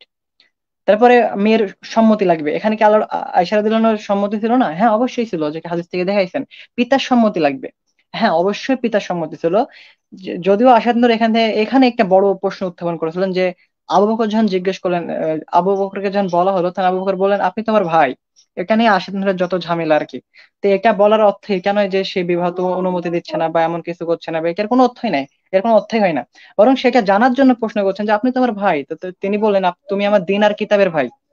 হ্যাঁ, মুসলমান একজন মুসলমান অপর মুসলমান ভাই হতেই পারে, এটা সকলের ক্ষেত্রে এটা প্রযোজ্য। দিনের ক্ষেত্রে এটা হতে পারে, আল্লাহ তাআলা বলছে এটা পবিত্র কোরআনে যে মুসলমান মুসলমানের ভাই, একজন মুসলমান অপর মুসলমান ভাই। তো তাই বলে কি আমার পিতাকে তো আমি ভাই বলতে পারবো না সরাসরি। যদিও ধর্মীয় দিক থেকে এমনটা দেখা যায় আর কি, যদি দুইজন মানুষ চেনে না, যে আমার পিতা আর আমি একসাথে যাচ্ছি, দুইজন মানুষ চেনে না আমাদেরকে, যে আমরা, সে আমার পিতা আর আমি ছেলে, চিনে না। এখন তারা তা মনে করতে পারে ধর্মীয় দিক থেকে আর ভাই, যে দুই ভাই আসছে, এমন হতেই পারে, বলতে পারে। এটা স্বাভাবিক, এটা এখানে কোনো মানে কোনো ইয়ারই নাই যে আপনি তো আমার ভাই, এই কথার অর্থই নাই যে আমি বিবাদে রাজি না, এমন কোনো কথাই নাই, এমন কোনো কথাই এখানে উল্লেখ করা নাই। সুতরাং মাসালা জানছে আর কি, মাসালা জানার জন্য তিনি প্রশ্ন করছে আপনি তো আমার ভাই, তাই বললেন তুমি আমার দিন আর কিতাবের ভাই, এখন স্পষ্ট করে দিলেন। আচ্ছা যাই হোক, আহ প্রশ্ন প্রশ্ন আরো ছিল যেগুলো দেখি। আচ্ছা, আজকের দিনের আইন দিয়ে পূর্বের সব দেশের মানুষকে ধর্ষক অভিযোগ করবেন কিনা? আজকের দিনের আইন দিয়ে পূর্বের মানে যত মানুষ আছে বা যতগুলো দেশের দলিলগুলো দেখাইছিল আর কি, সকল দেশের মানুষকে ধর্ষক প্রমাণ করবেন কিনা, এটার উত্তর দেয় নাই। বরং সে একটা কথা বারবার বলছিল এরকম, যে ভুল করতে পারে মানুষ, সকলে ভুল করলে তাদেরকে ঠিক করতে হবে, মূলত তাই সে বোঝাতে যাচ্ছে যে সকল দেশকে আসাদ নূরের থেকে শিখতে হবে আর কি। এটা বলতে বলতে যাচ্ছিল সে মূলত, যে আসাদ নূর যেটা বলছে, মানে সে তো মেডিকেল ডাক্তার হয়েছিল সেই দিন আর কি, সে একজন বিশেষজ্ঞ হয়েছিল। তিনি যে যেগুলো বলছিল সেগুলো সব প্রত্যেক দেশকে মানতে হবে। যে সকল দেশ 12 বছরে, 13 বছরে, 14 বছরে মেয়েদের বিবাহের জন্য নির্ধারণ করেছেন, 16 বছরে, যাই যেটাই হোক না কেন অল্প বয়সী গুলোতে, তো তিনি বলতে চাচ্ছেন যে আসাদ নূর, আমি আসাদ নূর, আমার থেকে তোমরা সবাই শিখো। মানে বলতে চাচ্ছে সকল দেশ হচ্ছে মূর্খ হয়ে গেছে, সে সকল দেশে কোনো বিজ্ঞানী নাই, বা কোনো চিকিৎসক বিজ্ঞানী নাই, কিচ্ছু নাই সেসব দেশে। তো আসাদ নূর থেকে শিখতে হবে, একটা একটা ফালতু যুক্তি ছিল তার আর কি। মূলত প্রতিটা দেশই গবেষণা করেই সিদ্ধান্তগুলো নেয়, গবেষণা করে অবশ্যই সিদ্ধান্তগুলো নেয়। এমনটা নয় যে 200 বছর আগে কোনো বিজ্ঞানী ছিল না, এমনটা নয়। হ্যাঁ, বর্তমান সময়ে চিকিৎসা বিজ্ঞানে উন্নতি হয়েছে ঠিক আছে, তবে বর্তমান সময়ে তো অনেক দেশে 12 বছরে, 13 বছরে, 14 বছরে মেয়েদের বিবাহ অনুমোদন দেওয়া আছে, দেওয়া আছে না, সেক্স করার অনুমোদন দিয়েছে স্পষ্ট ভাবে। যেগুলো ব্রাদার হল বর্তমান সময় দেখা গেছে। তার মানে কি আসাদ নূর বলতে যাচ্ছে সে সকল দেশে চিকিৎসা বিজ্ঞানী নাই, কোনো বিজ্ঞানী নাই, তারা প্রতিবাদ করছে না কেন বা এমন করছে না কেন? তারা জানে তাদের কোনো সমস্যা হবে না, তারা তাই অনুমোদন দিয়ে রেখেছে, অনুমোদন দিয়ে রেখেছে। যাই হোক, এগুলো প্রশ্নের উত্তর আরো বিস্তারিত দেওয়া যাবে। আচ্ছা, আহ তুমি কি স্ক্রিন দেখতে পাচ্ছো? স্ক্রিন দেখা যায় না, আমি ঢুকি নাই, ভিতরে ঢুকি নাই, আমি বাহির থেকে ও, ইয়া করছি, ভিতরে ঢুকলে সমস্যা হচ্ছে। আচ্ছা, এখানে স্ক্রিনে মানে আসাদের মানে কি বলবো, আসাদের ভক্ত এক মানে বলেছে এরকম যে রাহুল একটা প্রমাণ দিতে পারে নাই যে আয়েশা বিবাহ মোরাল ছিল। তারা আবার মোরালিটি নিয়ে আসছে। এগুলো তো প্রমাণ না, করেছি প্রথমে, তিনি প্রথমে এগুলো ইয়া করছে না। হুম, এটা কি এটা তো হাস্যকর দাবি, সে মনে হয় আলোচনা শুনে ওটাই নেই তো, প্রথমে। সেটা তো পুরা সে হাস্যকর বারবার দাবি একটা, না? হ্যাঁ হ্যাঁ, হুম, সে তো আলোচনা শুনানি, তাকে আলোচনা আবার শুনতে হবে। তাকে তাকে বলো যে আপনি আলোচনাকে আবার শুনেন, যে তিনি অনেকগুলো দলিল দেখাইছেন যে 9 বছরের মেয়েরা বিবাহের উপযুক্ত হয়ে যায়, এবং এমনকি আয়েশা রাদিয়াল্লাহু আনহা সে সময় বিবাহের উপযোগী ছিলেন। এটা একদম প্রমাণ করাইছে। এমনকি চিকিৎসা বিজ্ঞানেও সাহায্য মানে প্রমাণ করাইছেন যে বয়ঃসন্ধিকাল 6 বছরেই তার শুরু হয়ে গেছিল, কারণ আয়েশা রাদিয়াল্লাহু আনহার মাথা চুল পড়ে গেছিল, এটা হাদিস থেকে প্রমাণিত। আর সাধারণত বয়ঃসন্ধিকালে এমনটা হয়ে থাকে। এখান থেকে স্পষ্ট বোঝা যায় যে 6 বছরেও বয়ঃসন্ধিকাল হতে পারে, এটা হতে পারে। মেয়েদের ক্ষেত্রে সাধারণত বয়ঃসন্ধিকাল আগে হয়ে থাকে, এটা সবাই জানে, সকল দেশের মানুষ এটা জানে যে আগে হয়ে থাকে এটা। যাই হোক, তাকে আর বিস্তারিত বলার কিচ্ছু নেই, তাকে এতটুকুই বলবো সে আবার যেন তার হচ্ছে ভিডিওটা মানে বিতর্কটা আবার দেখে, তাই বলবো। আচ্ছা, পরে আরো কিছু প্রশ্ন করছিল যে শ্রীকৃষ্ণ, রামচন্দ্র, শিব, শেখ মুজিবুর রহমান এরা কি ধর্ষক ছিলেন কিনা। হ্যাঁ, শ্রীকৃষ্ণ, তারপরে শিব, তারপর হচ্ছে শেখ মুজিবুর রহমান এরা কি ধর্ষক ছিলেন কিনা, যেগুলোর উত্তর সে দেয়নি। দিবে কেমনে, দিলে তো মানুষ তাকে ছেড়ে দিবে না, হিন্দুরা তাকে ছাড়বে, ছাড়বে? দেশের সরকার তাকে ছাড়বে? কিচ্ছু ছাড়বে না তাকে। এগুলো হুম। সে মূলত শেখ মুজিবের বিষয়টা নিয়ে এমনটা বলছিল যে এটা শুনে আমার একদমই হাসি পাইছে। সে বলছিল যে 11 বছর আর 3 বছরের মেয়েকে বিবাহ করে। আসলে 3 বছরের মেয়েকে বিবাহ নিয়ে তার কোনো কোনো সমস্যা নাই, তার কোনো মানে তার কাছে সাধারণ মনে হচ্ছে, মানে একটা হাস্যকর মনে হয় না বিষয়টা। যাই হোক, সে বলছিল তাদের বিবাহ পারিবারিক ভাবে হয়েছিল, যাক আলহামদুলিল্লাহ পারিবারিক ভাবে হয়েছিল, এখানে আমাদের কোনো আপত্তি নেই, হতেই পারে পারিবারিক ভাবে বিবাহ। এখন সে কি এটা বলতে চাচ্ছে যে আয়েশা রাদিয়াল্লাহু আনহার বিয়ে পারিবারিক ভাবে হয় নাই? এটা কি প্রমাণ করতে পারছে সে যে তাদের বিবাহ পারিবারিক ভাবে হয় নাই? তার বিবাহতে তার পিতার অনুমতি নিয়েছে, আল্লাহ রসুল নাই নাই? অবশ্যই নিয়েছে। হ্যাঁ, অবশ্যই নিয়েছে। এমনকি আয়েশা রাদিয়াল্লাহু আনহা আর এই এই কথার উপর, এই বিবাহের প্রস্তাবে তিনি যে সন্তুষ্ট ছিলেন, তিনি তার শেষ জীবনেও বলে গিয়েছেন যে আল্লাহ এবং তার রাসূলের সিদ্ধান্ত চূড়ান্ত, এমন ভাবে বলে গেছে আমি আপনাদের উপর খুশি, এমন ভাবে তিনি বলে গেছে। তো এ থেকে বোঝা যায় যে যে 10 বছর বা 9 বছরের যে তাদের সাংসারিক জীবন ছিল, এই জীবনে একবারও আয়েশা রাদিয়াল্লাহু আনহা অভিযোগ করে নাই যে আমরা সুখে ছিলাম না, বা আল্লাহ রাসূল আমাকে কষ্ট দিয়েছে বা জোরপূর্বক কোনো কিছু করেছে, এমন কোনো কিছু উল্লেখ করে নাই, কোনো কিছু উল্লেখ করে নাই। বা সে সময়ের অনেক তো বিধর্মী ছিল বা অনেক কাফের মুশরিক ছিল, তারা উল্লেখ করে নাই যে তাদের দাম্পতিক জীবন দুঃখে ছিল, মানে মুহাম্মদ কষ্ট দিত আয়েশাকে, এমন তো তারা অভিযোগ করে নাই। তাহলে এখন কেন এই অভিযোগগুলো উঠছে? সে কি সে কি প্রমাণ করতে যাচ্ছে, মানে আসাদ নূর নিজেকে কি প্রমাণ করতে যাচ্ছে, যে সে একাই শুধুমাত্র পৃথিবীতে ওই যে নাস্তিক ছিল, সে সময় কোনো নাস্তিক অবশিষ্ট ছিল না নাকি? হ্যাঁ, সে সময় নাস্তিক ছিল, সে সময় কাফির ছিল, মুশরিক ছিল, তারা আরো জঘন্য কাজ করতো, আসাদ নূর তো কিছুই করে না, তেমন কিছুই না হিসাবে ধরতে গেলে।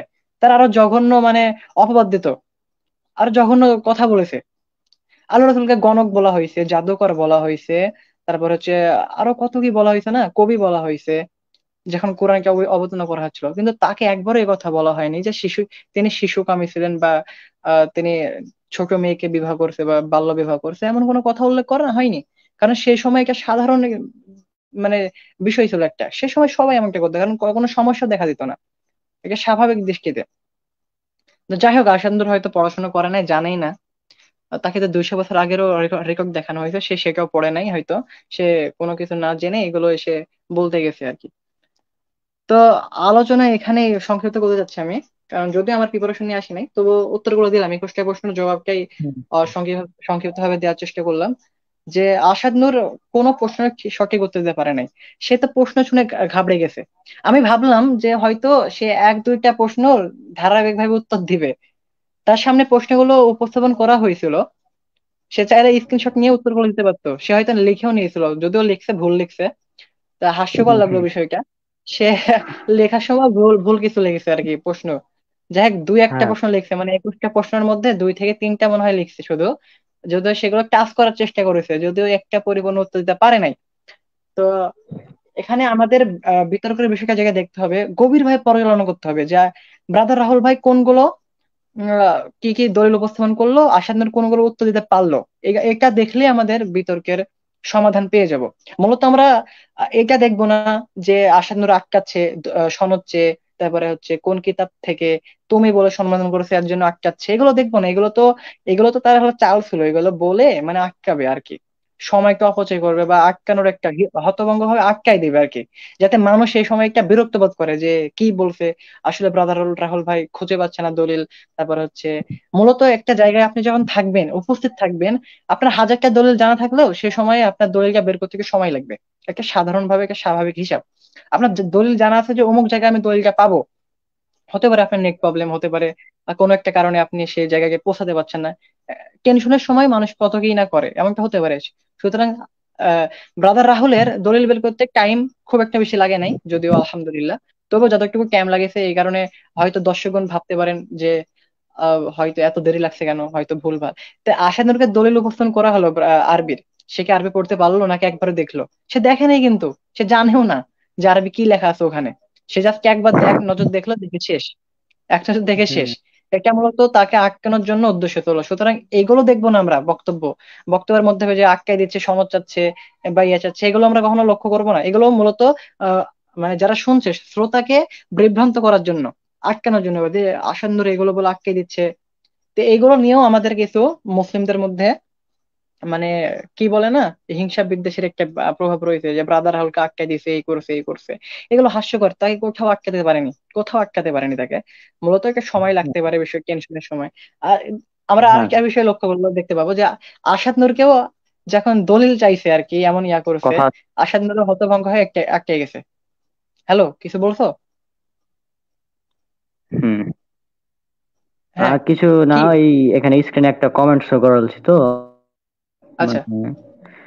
মানে বলি যে ব্রাদার রাহুল খুব খারাপ জবাব দিয়েছে। ব্রাদার রাহুল কেন ব্রাদার সেটার উত্তর দেয়নি, ওই যে আসাদ নূর প্রথমে বলেনি যে আচ্ছা ব্রাদার আচ্ছা রাহুল আচ্ছা আচ্ছা। ব্রাদার কেন।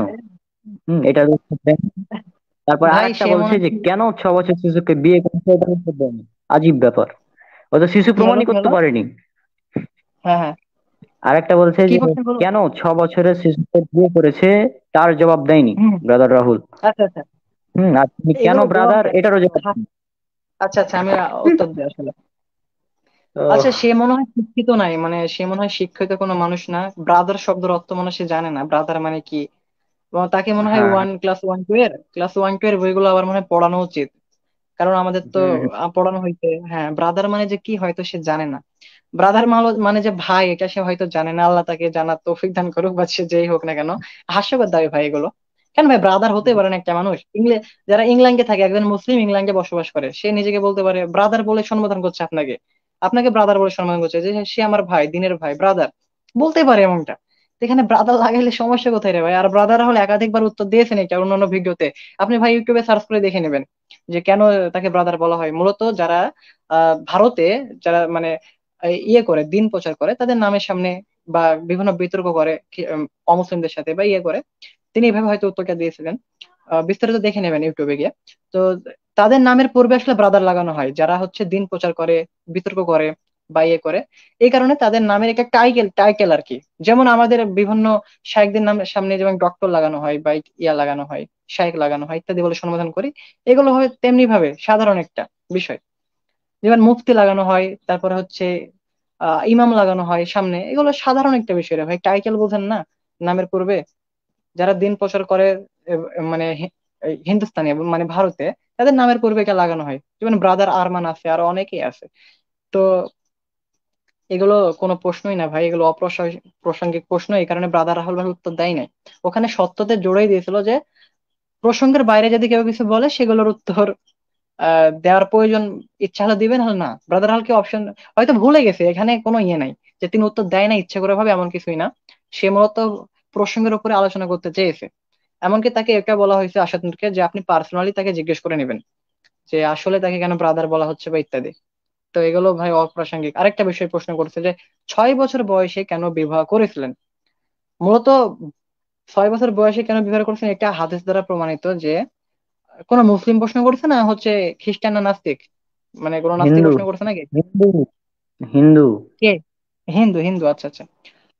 সে হুম। হয়তো জানে না যে মুসলিমদের একটা বিষয় হচ্ছে যে ওহির বিষয়টা হয়তো তার জানা নাই, যে ওহী নাজিলের বিষয় আর নবীদের স্বপ্ন যে ওহী, এটা সে জানে না। যেহেতু তাকে এগুলো এগুলো জানা পড়বে আর অনেক কিছু জানতে হবে, এগুলো তাকে মানে হুট করে তাকে এগুলো বলে বোঝানো সম্ভব না একজন হিন্দুকে, বুঝছো? যে একজন হিন্দুকে যে আমি বলবো যে কে এমন ওহী নাজিল হয়েছে, সে তো ওহী মানেই বোঝে হুম। না যে ওহী কি। আর সে তো, হ্যাঁ। তার প্রথম কথা সে তো আল্লাহ রাসূলকে নবী মানে না, ঠিক আছে না? সে তো মানে না, সে তো আল্লাহকে মানে না, সুতরাং তাকে এগুলো কেন বোঝাবো যে আল্লাহ তার প্রতি ওহী নাজিল করে, এগুলো বললে তো সে বিশ্বাস করবে না। তবে মুসলিমরা বিশ্বাস করবে অবশ্যই যে মুসলিমদের জন্য আমি বলবো যে নবীদের স্বপ্ন হচ্ছে ওহী, তাদেরকে স্বপ্ন যোগে যা দেখানো হয় তা সত্য। এই কারণে যখন আল্লাহ রসুলকে দেখানো, বারবার দেখানো হচ্ছিল, বারবার প্রায় 3বার অধিক মনে হয় দেখানো হয়েছিল, তারা আল্লাহ রসুল এই বিষয়কে নিয়ে চিন্তা করলেন, তারপরে বিবাহের প্রস্তাব দিয়েছিলেন। এই আল্লাহ রসুল একা দেখায়নি যে তার বয়সে শিশু ছিল না কি ছিল, এটা না। হ্যাঁ, আল্লাহ রসুল জানতো সে শিশু, মানে ছোট ছিল, তার এখনো বয়স হয় নাই, এই কারণে সে একসাথে থাকা শুরু করে নাই। বিবাহ কেন করেছিল? আল্লাহর নির্দেশে। মূলত মুমিনদের জন্য এতটুকু যথেষ্ট যে আল্লাহ নির্দেশ দিয়েছেন, আল্লাহ রসুল তা পালন করতে বাধ্য। আল্লাহ রসুল তার বাইরে গিয়ে কোনো কিছু করতে পারবেন না। তো যা আদেশ করা হয়েছে তাই শুধু তিনি পালন করেছেন, আর বাইরে কিছুই না। তার যদি এতই চাহিদা থাকতো না শিশুদের প্রতি, তাহলে তিনি চাইলেই সে সময় কিন্তু একসাথে থাকতে পারতেন। পারতেন না? অবশ্যই পারতেন। তার যদি শিশুদের প্রতি এত লোভ থাকতো, নাউজুবিল্লাহ, এমন কথা ভাবা হচ্ছে পাপ, তাহলে চাইলে তিনি 6 বছর বয়স থেকেই একসাথে থাকতে পারতেন। তাহলে কেন তিনি থাকলেন না? এখানে জবাব তো দিয়ে মানে তাদের বিরুদ্ধে জবাব চলে গেল। যারা শিশু হ্যাঁ। মানে কামি দাবি করে, তাদের বিরুদ্ধে জবাব চলে গেল। আল্লাহ রাসূল যদি শিশু কামী হতেন তাহলে কেন তিনি 6 বছর বয়স থেকে থাকলেন না? একটা কারণ দেখান, একটা কারণ নাই, একটা কারণ নাই। তো সুতরাং এখান থেকে প্রমাণ হয়ে গেল আল্লাহ রাসূল শিশু কামী ছিলেন না, বরং তিনি ওয়েট করেছেন যে কখন তিনি তার স্ত্রী আমাদের আম্মাজান আয়েশা রাদিয়াল্লাহু আনহার বয়সটা পারফেক্ট বয়সে পৌঁছাবে, এমনকি একসাথে থাকার বয়সে উপনীত হবে, এটাই তিনি চাচ্ছিলেন। এই কারণে এমনটা হয়েছে আর কি। হুম, তো সেটাই। তাদের বিরুদ্ধে জবাব আসলে হয়ে গেল। আর কোনো প্রশ্ন এরা আছে?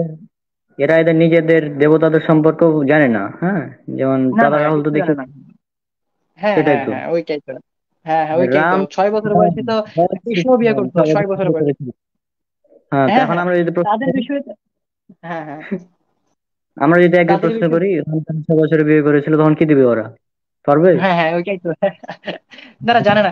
এমনকি 6 বছর বিয়ে করার পর তো সেক্সও করছিল, বুঝছো? মানে এমনও হ্যাঁ। উদাহরণ পাওয়া যায়। হ্যাঁ, এমনটা হয়েছে, হুম। অনেক উদাহরণ রয়েছে যে হিন্দুদের থেকে। তো তারা কি উত্তর দেবে? তারা তো আরো বেশি, তাদের দেবতা তো আরো খারাপ হয়ে যাবেন তাহলে তাদের কাছে। যদিও তাদের তখন বিরুদ্ধে আমি সমালোচনা করছি না এখন, তারা যেহেতু উত্তর চাইছে তাই উত্তরটা দিলাম আর কি এভাবে। সেটাই, তখন তারা, তাদের একটা উপায় হ্যাঁ যে ধর্মগ্রন্থ থেকে অস্বীকার করা ছাড়া কোনো উপায় থাকবে না, এবং এটা করে তো। হ্যাঁ হ্যাঁ হ্যাঁ হ্যাঁ, তাদের হ্যাঁ। দেবতাকে অস্বীকার করতে হবে তাদের। এখন তারাই প্রমাণ করুক তার দেবতারা কতটুকু নৈতিক ছিল, অনৈতিক কাজ করছিল। কারণ তাদের মানে দেবতাদের কর্মকাণ্ড দেখলে অনৈতিকই প্রমাণ করা সম্ভব, কারণ তাদের যে অবস্থা ছিল সে সময়, নৈতিক প্রমাণ হবেও না, নৈতিক প্রমাণ হবেও না। কারণ বিষ্ণু তার মেয়ের সাথে মানে কত নাই কর্ম অঘটন ঘটাইছে আর কি, জোরপূর্বক। এগুলো প্রমাণিত তাদের কিতাব থেকে। আমরা তার লিখে হুম, নাই, তাদের হুম। কিতাব তার আমরা লিখে নাই, মুসলমানরা তার লিখে নাই। আমরা কি তাদের কিতাব লিখে লিখে আসছি? তাদের কিতাবে তারাই লিখছে, বা যাই লিখুক না কেন লিখছে। তারা বিশ্বাস করে তো ঈশ্বরের ধর্মগ্রন্থ বা যে কে মনে করুক, এখানে স্পষ্ট উল্লেখ করা হয়েছে যে বিষ্ণু তার মেয়ের সাথে জোরপূর্বক ইয়ে করলো। তা মেয়ের মধ্যে এমনটা হতে বলে তাদের কতটুকু নৈতিক ধর্ম তাদের তারাই তারাই বুঝুক। যদিও আমি কোনো হিন্দু ভাইয়ের মনে আঘাত দিতে যাচ্ছি না, শুধুই বললাম সেটাই। আর কি, প্রশ্ন করবো যেহেতু সেটাই আমরা উত্তর দেওয়ার চেষ্টা করলাম যে আপনাদের ধর্মগ্রন্থ তো এমন উল্লেখ রয়েছে, আপনার সেগুলো কি জবাব দেন? কিছু তো জবাব দিতে পারেন না, তাহলে আমাদের প্রতি কেন এরকম দাবি করবেন? বরং আপনাদের দাবির বিপক্ষে উত্তর রয়েছে যে 6 বছর বয়স থেকে আল্লাহ রসুল থাকেন নাই, আর মানে হচ্ছে তিনি তার শিশুদের প্রতি বা অল্প বয়স্ক কারো প্রতি কোনো লোভ ছিল না, কোনো লোভ ছিল না, জাস্ট এটা আল্লাহর নির্দেশ ছিল, আল্লাহর নির্দেশে তিনি পালন করেছেন। আর যখন তার স্ত্রী পারফেক্ট বয়সে উপনীত হয়েছেন তখন তার সাথে থাকা শুরু করেছেন। এটা প্রমাণিত একদম। আচ্ছা, আর কোনো প্রশ্ন হ্যাঁ, আছে? আর তেমন কোনো প্রশ্ন নাই। আর বেশি ধরো ব্রাদার রাহুলের বিরোধিতা করে কিছু মানুষ। হুম। আচ্ছা আচ্ছা এগুলাই আচ্ছা। এগুলোর জবাব আমি বিরোধিতা কেন দিচ্ছিলাম যে করে? আহা- মূলত যদি ডিবেট ব্রাদার বলতে রাহুল আহালুর রাইটের অন্তর্ভুক্ত হতো, ঠিক আছে, ব্রাদার রাহুল বলছি যদি ডিবেট আহালুর বলতে রায়। ডিবেট বলতে কিচ্ছু নাই, এগুলো নাকি বিদআত এরকম। আচ্ছা আচ্ছা আচ্ছা বলেছি আগে আচ্ছা, আহ, বিষয় হচ্ছে ব্রাদার রাহাল যদি আহলুর রায় বা হানাফি হতো তাহলে হানাফিরা অনেক খুশি হতো, বুঝছো, মানে অনেক খুশি, তাকে নিয়ে নাচানাচি করতো। কিন্তু যেহেতু ব্রাদার রাহাল হচ্ছে আহলুল হাদিস, কোরআন এবং হ্যাঁ। সুন্নাহর অনুসারী, কোরআন এবং সহিহ হাদিসের অনুসারী, এই কারণে তার মূলত কোরআন আর সহিহ হাদিসের যারা অনুসারী তাদের বিরুদ্ধে মানুষ লেগে থাকবে, এটা স্বাভাবিক। সুতরাং বিদাতিরা তা ইয়া করবে। যেমন আহমেদ বিন আমি পূর্বের আলোচনায় আলোচনা করছিলাম যে আহমেদ বিন সুনানুল ওয়াসিতি রহিমাহুল্লাহ তিনি বলছেন যে পৃথিবীতে এমন কোনো বিদাতি নাই যে আহলে হাদিসের প্রতি বিদ্বেষ পোষণ করে না, মানে প্রতিটা বিদাতি আহলে হাদিসের প্রতি বিদ্বেষ পোষণ করে। সুতরাং যারাই মানে ব্রাদার রাহুলের প্রতি মানে তির নিক্ষেপ করছে বা বিদ্বেষ পোষণ করছে তারা আসলে বিদাতি, তাদের এখানে তাদের কোনো সন্দেহই নাই। যে সন্দেহ করবে তার মধ্যে ঝামেলা আছে। হুম আর হুম। আরেকটা বিষয় যে মূলত ওই যে বিবেক রুকন ভাই, বিবেক করা। হ্যাঁ বলতেছি আসলে ওই হ্যাঁ বিষয়টা মূল না। মানে বর্তমান এমনি ব্রাদার রাহুল কে নিয়ে অনেকে অনেক প্রকার মন্তব্য করে, এটা সঠিক। তবে মানে সম্প্রতি যে কারণে তাকে নিয়ে বিভিন্ন কথাবার্তা বলতেছে, হ্যাঁ, এর কারণটা হ্যাঁ। হলো অনেকে বলতেছে যে আহ ব্রাদার রাহুল যে কাজটা করতেছে, মানে যে কাজটা করেছে এটা একদমই উচিত হয় নাই। তার কারণ কি দাঁড়ান বলতে। আচ্ছা আচ্ছা,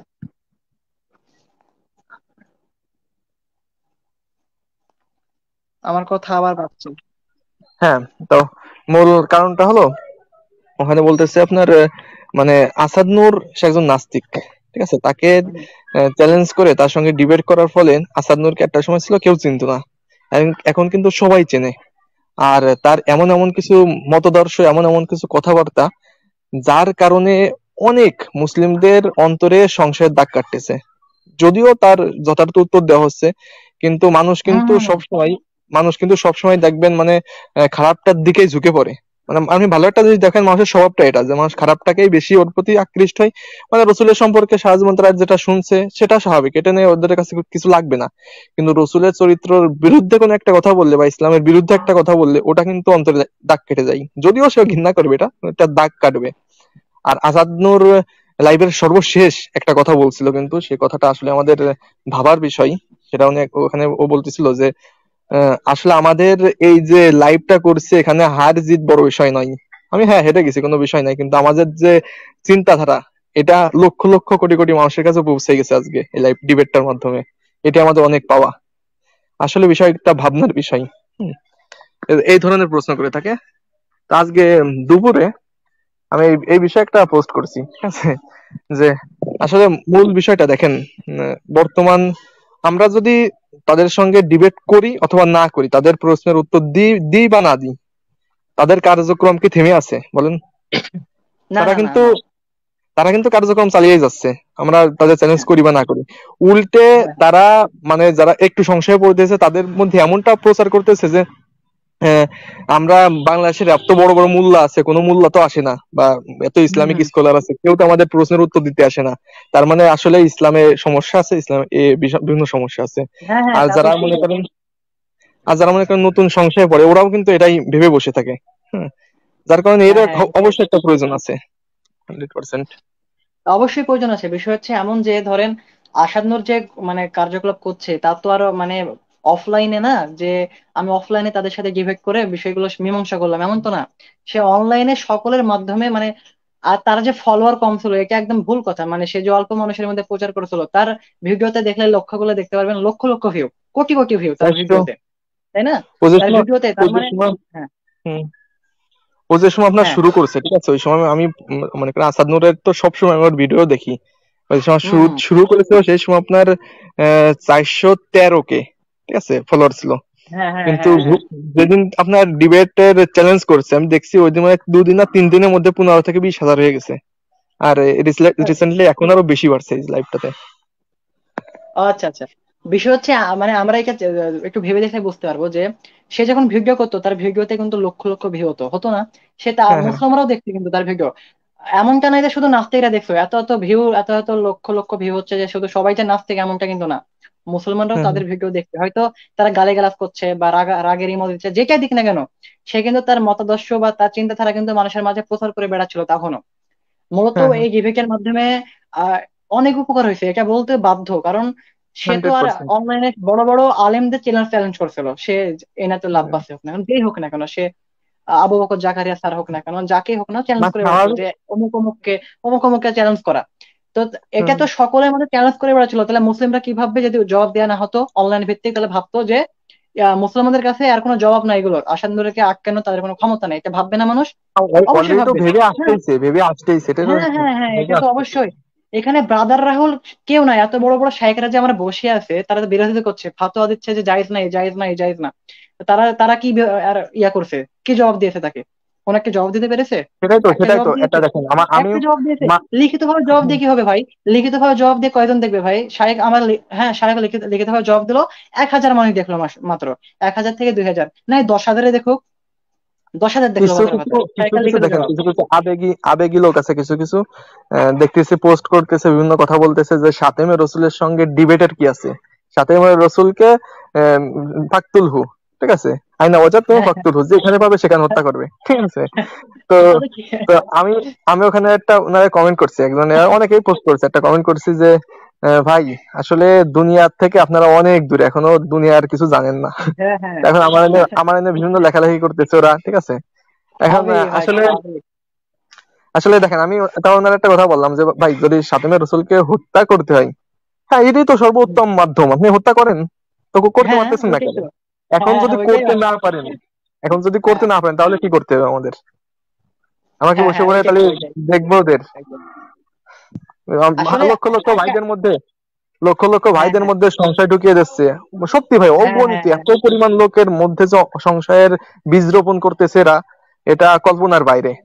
আমার ঘরে আমার হুম হুম হুম। মা, আমার ভাই, আমার বোন, আমার চাচাতো ভাই, আমার বন্ধু, ফ্রেন্ড সার্কেলের মধ্যে অনেক এরকম থাকতে পারে যে তার মধ্যে সংশয় আছে, কিন্তু সে প্রকাশ হ্যাঁ করতেছে হতে না। পারে। আমাদের হ্যাঁ হ্যাঁ, আমাদের হতে পারে ভাই। সোশ্যাল, হ্যাঁ, আমাদের সমাজের কারণে এটা প্রচার করতে মানে ব্যক্ত করতে পারতেছে না। হ্যাঁ হ্যাঁ হ্যাঁ। তাহলে আমাদের কি এটা বর্তমানে কাজ যারা, করতে হবে?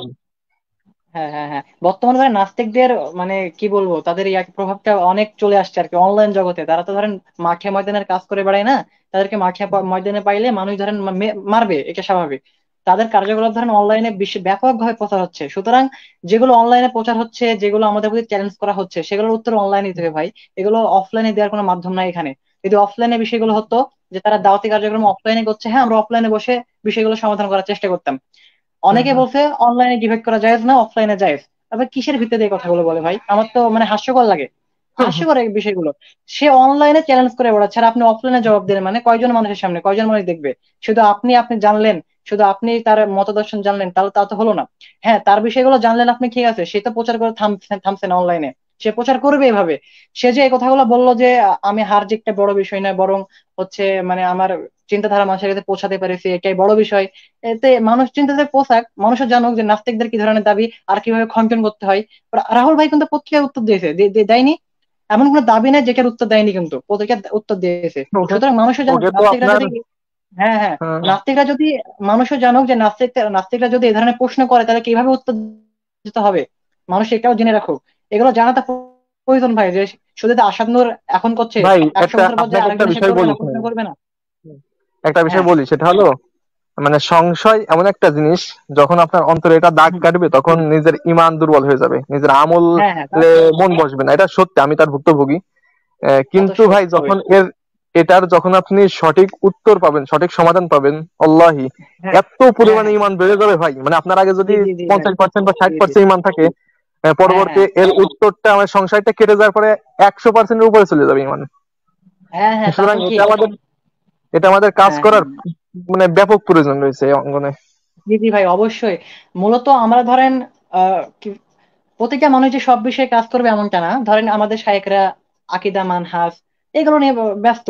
তারপরে সালাত বিষয়ে, তারপরে হচ্ছে হজ বিষয় বা বিভিন্ন বিষয়ে তারা সাউন্ড বিষয়ে আলোচনা করতে ব্যস্ত। তারা নাস্তিক বিরুদ্ধে কিন্তু কোনো জবাব দিচ্ছে না। তো একজনকে তো রুখে দাঁড়াতে হবে ভাই, এগুলোর বিরুদ্ধে দাঁড়াতে হবে না? আল্লাহ তালা তো প্রত্যেকটা অবশ্যই। যুগে এমন কাউকে পাঠায় যারা এগুলো জবাব দিবে। আল্লাহ প্রত্যেকটা ক্ষেত্রেই জবাব দেয়, আল্লাহ তালা মানুষের মাধ্যমে এগুলো করে নিবে, জবাব দেয়াই নেবে।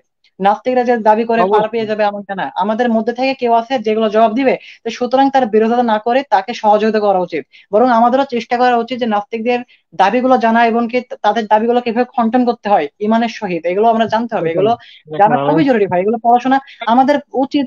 আমরা সালাদ বিষয়ে ভাই অনেক বই পড়েছি ভাই, এখন সালাদ বিষয়ে সবকিছু জেনে গেছি কথার কথা। হ্যাঁ, পরিপূর্ণ হয়তো জানা সম্ভব না, হয়তো জেনে গেছি।